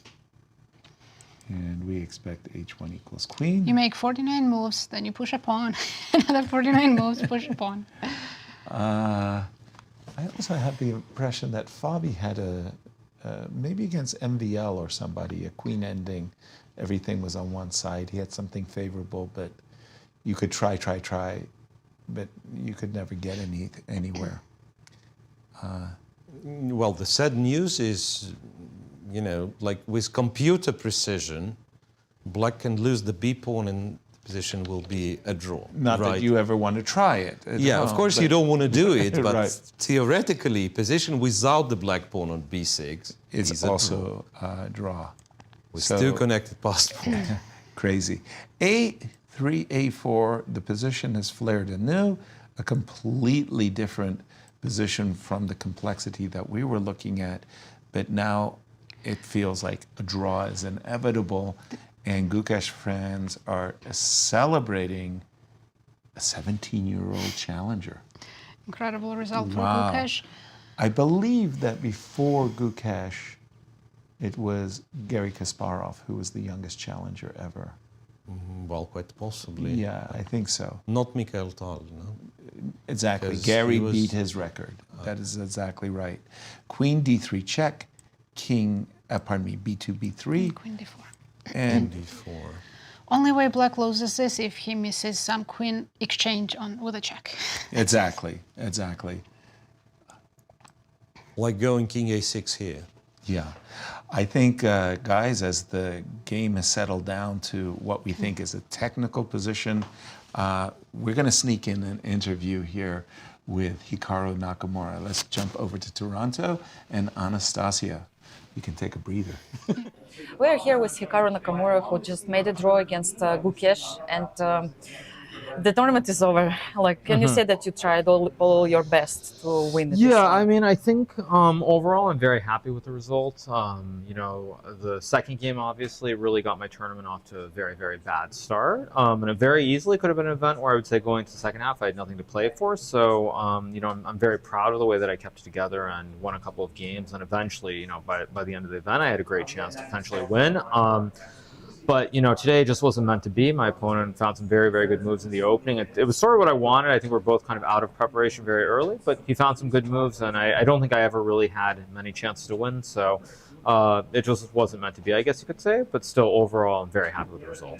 Yeah, exactly. I mean, +3 in such a strong event. And do you feel that you came very close to the position that you could play the World Championship match? I mean, I think, it's always easy in retrospect to look at various games. You know, for example, yesterday, I think at the time I made the correct decision. Gukesh was worse against Alireza when I made the draw against Jan.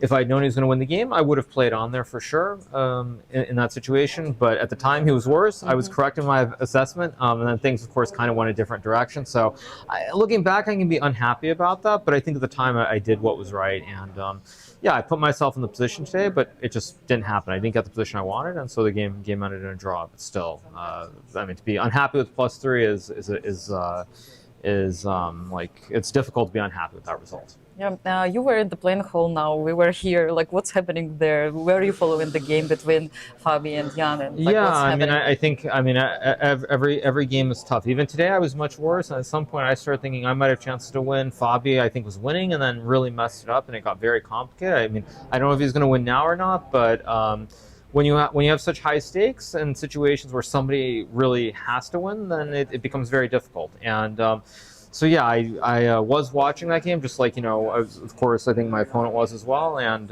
yeah, we'll see what happens in that game. Yeah, we're looking forward for it. And like, my last question, like, what are your plans, Hikaru, and like, what are you going to do now? Yeah, the tournament is over?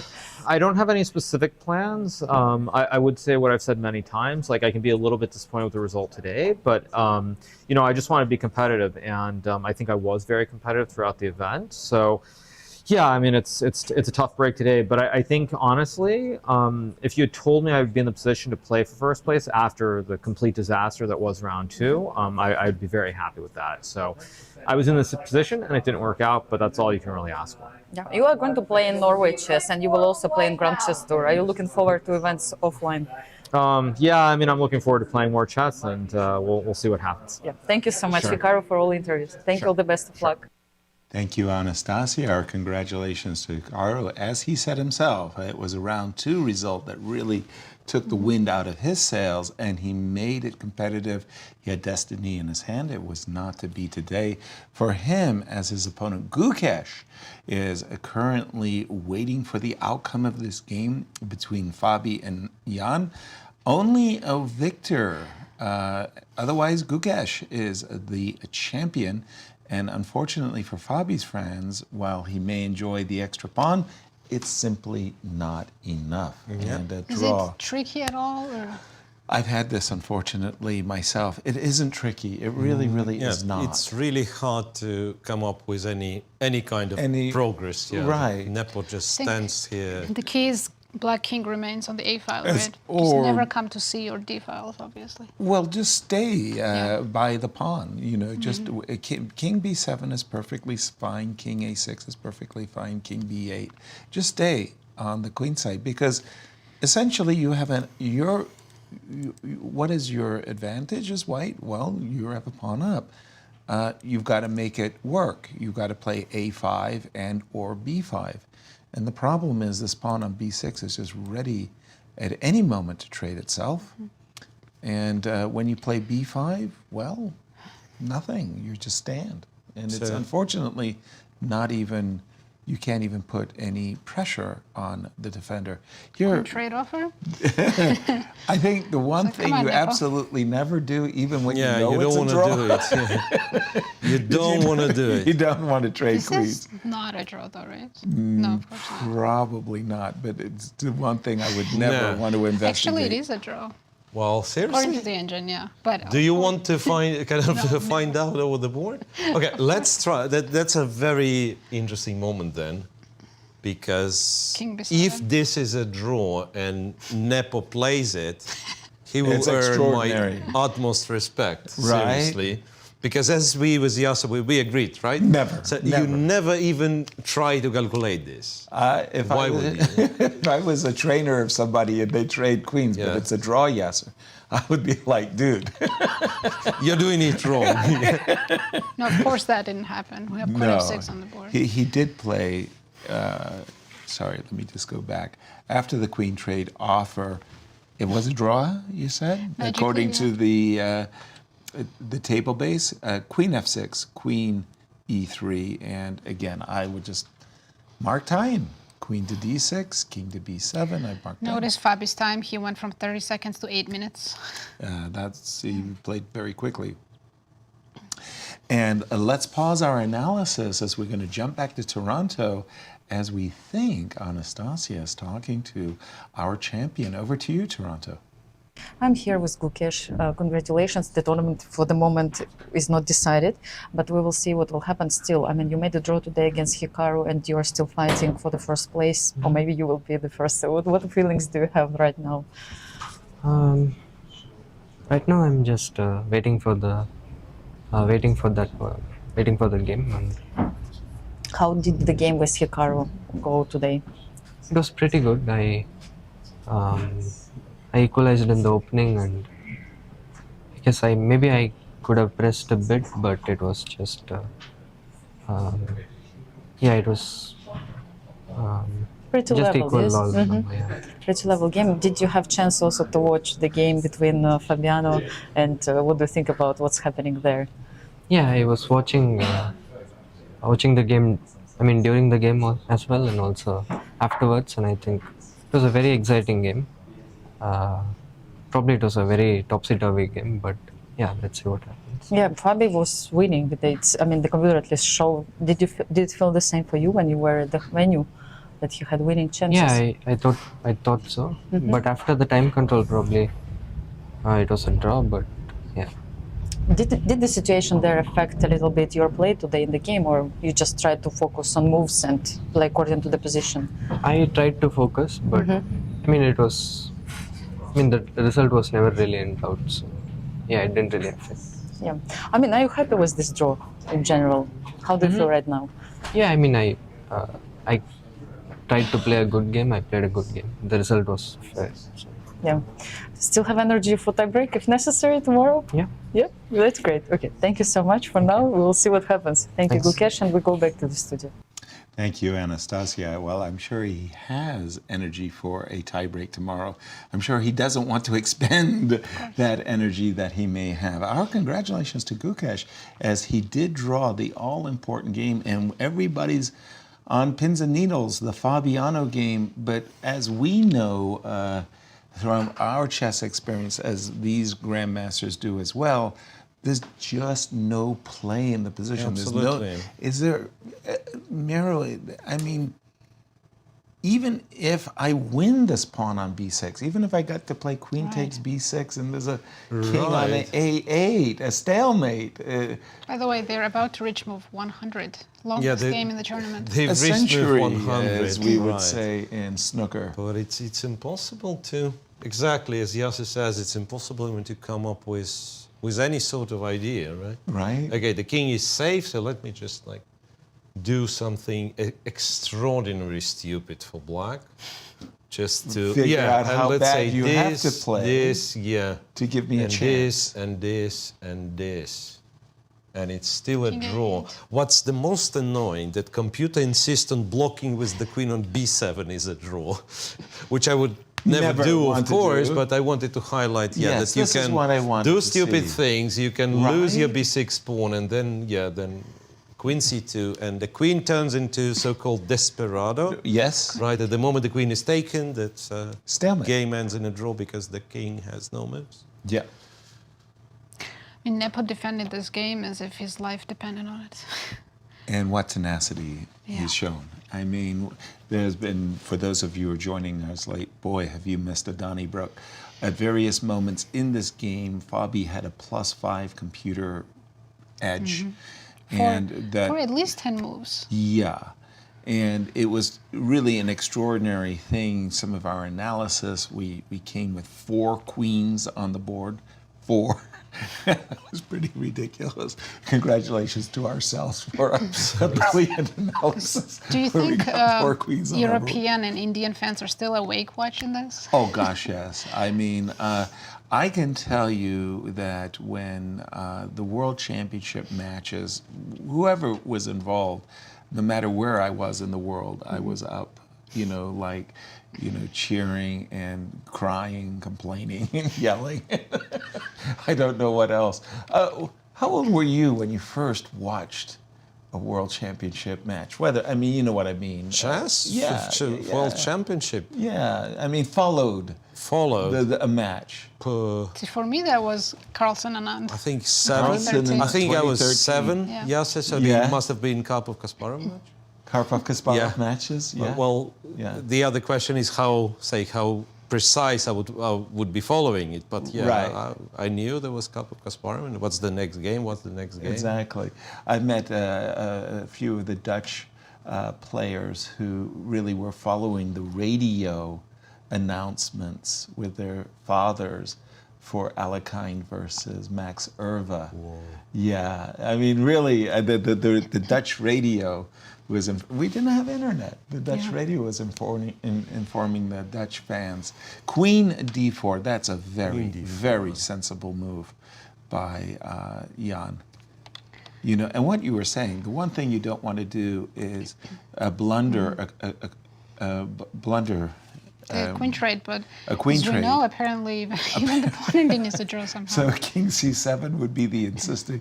You don't want to blunder a queen trade, and it but turns king out, c6. Yeah, this ends up being an equal king and pawn endgame. Let me just refresh my board. And by the way, there was just a moment there. My computer's a little glitchy. I refreshed the board with a control refresh, and the screen went black. And it was like, it was loading, but it was loading slowly. It was like, no! Technology goes off. Queen d6. And again, I mean, obviously there's no trickies, but a5? Any takers for a5? Yes, Sure. and then if the pawn's taken, you Queen go b5 check, and this must be terrible. Had he played Queen b5, Queen which now b5. allows million checks. Queen g3, Queen f2, all these checks. Uh-oh. I feel that that's allowed perpetual at once. Yeah, the queen on b5 is... It's wrongly placed. I thought he might try a5. I mean, again, it's just what do you hide? A hope. On b5. Is this g3, g2... Yeah, I think we're going to see a perpetual check at once suddenly now? Queen g3 check looks really good. It's a weird game now that I'm thinking. So Fabi, of course, had many chances, but imagine Nepo, so he's fighting for his life and he comes back a few times in this game to make a mistake to get a losing position again. Yes. And comes back again and again, and this draw doesn't give him anything. Exactly. So he needed a win in this game, Exactly. and he had to fight for this draw for 100 moves. Exactly. How dramatic his situation is, in a way. Truly. Well, the thing is, the players didn't know that Nepo was making a mistake and Fabio was winning again and again, right? Right. They could have thought Fabio was winning the whole time. Right. Up until the very end. Right. Until the very end. Yeah. But yes, everything you just described, Nepo, you know, in the fight of his life, keeps defending his reward. Well done. Right. Nothing. Yeah, so kind of his reward could be if Gukesh offers him to be a second for his match. But chess is such a cruel game. You've got to imagine everything you just said, and then you're on the receiving end of a brilliancy that goes into all the history books. Well, guys, let's not forget ever lost. that second place in the candidates might matter. So because of that, maybe Nepo didn't want to lose. Now, if he draws his share in second, he could technically be second, and we've seen that happen before. So. We've seen a world champion decline to play. Decline to play. There's also a bonus. Let's not forget. Don't forget. There's money bonus. Okay, I'm sorry. I truly wish Ding Liren every success in life, but 3 players will tie for second. If we assume this one to be a draw, we think so. Should Ding Liren decline for whatever reasons, do these players have a playoff? We don't I know. think Hikaru is second in that case. By mathematical players. He defeated Fabiano in this tournament. In their personal head-to-head, right? That was the first. Wow. And then Gukesh and Hikaru would play the World Championship. But we're not expecting this, of course. No. This Of course, is just extreme we do. Case of scenario. Exactly. Let me just refresh my board because we do have IC on the live board. Couple of moves. So You need to stop refreshing. I said, look, you see, every time I hit refresh. 7. It's okay. If you wait, it will come eventually. There we go. I am impatient. I mean, after this game, My knees hurt. Wow. I have seen some quite dramatic games, as you can very well imagine in your life, and I don't think it's hyperbole to say this is one of the most dramatic games that I've witnessed. and also because it's Fabi playing. And there was so much at stake. It was the challenge. It was the chance to become the challenger to the World Championship match. I mean, even in those World Championship match, I think Seville, which was crazy, Garry Kasparov needing to win game 24 to tie the match and keep his title. That was just unbelievable. Well, 24. In a way, Magnus needing to win against Karyakin was also not given. On game 10. Yep. Yeah. Not exactly last round. Vladimir Kramnik winning on demand against Peter Leko in their World Championship match to tie the match. And again, to keep the title. Peter Leko was a very tough player to win against. And, ooh. And it's official. It's official. We can finally say Gukesh. Definitely deserved. 17-year-old Gukesh. He played remarkable chess.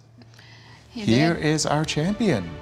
The winner of 2024 candidates, Gukesh, 17 years young, wins 114,000 euros and becomes a challenger of the World Championship match. I think that's the way to say it. I mean, he will be in a multi-million-dollar World Championship match, and what a career this young man has in front of him. And our ladies champion, Zhongyi, wins the candidates and becomes a challenger against her countrymate Ju Wenjun.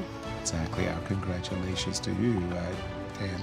And once again, our final standings from top to bottom. Gukesh wins the tournament with 9 points, and 3 players share second: Caruana, Nepo, and Hikaru. So just to be clear, that tied for second should also apply to Hikaru. Hikaru's not fourth, and we're thinking that Hikaru should be first on tiebreak. So literally, if for whatever reasons Ding Liren and Gukesh match does not take place, one of the players step out, Hikaru would be first reserve, and then the women's finals. Standings. Women's standings, Zhongyi won with 9 points, and then 3 players split. I guess Tingjie lost the last round, so Lei, Humpy, and Vaishali sharing second place. Wow! What a comeback for Vaishali. Wow. Our congratulations to Prague sister, yes. That's an impressive result. Alexandra was going to be disappointed with her result, one of the top rated ladies in the field. She didn't really acquit herself very well. Miro, parting in such sweet sorrow. What a tournament we just had. Well, I'm still, honestly, I'm still trying to comprehend what just happened. Right.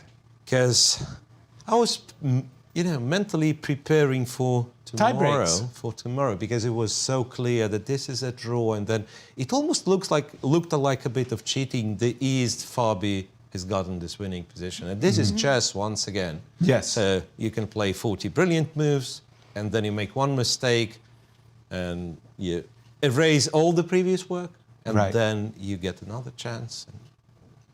That's cruel. Chess is cruel, and then you die. That is what we want to understand. And as we start to wrap up our show, I just want to say thank you to the viewers at home. Thank you so much for joining us. To Toronto, all of Begum, Anastasia, our team, Marcus, Kevin in Toronto. And to remind you that we do have the Grand Chess Tour also ahead. Coming up very soon. Very, very soon. Are With we going to most have you of these back in players. studio for that? Yes, I'll be at the Smart Board. All right. Looking forward to that.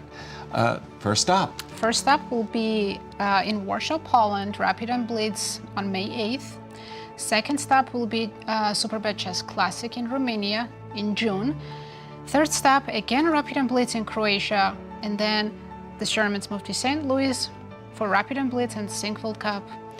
And we will have a special wild card for two of our Rapid and Blitz players. That is none other than Magnus Carlsen will be joining us. And again, I just like to say to everybody here at Silverback, our studio, everybody, St. Louis Chess Club, World Chess Hall of Fame, thank you so much for making our stay so enjoyable. We'll see you next time. Thank you. We Good are night. exhausted. Good night.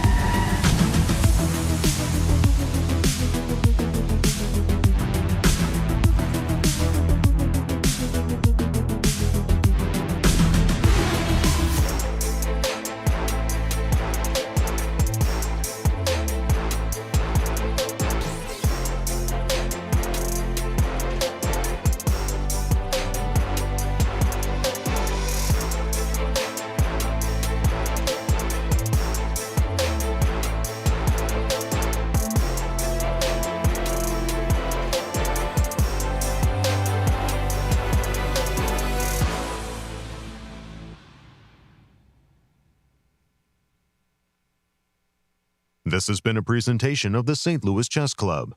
Any reproduction or distribution of this content without the express written consent of the St. Louis Chess Club is prohibited.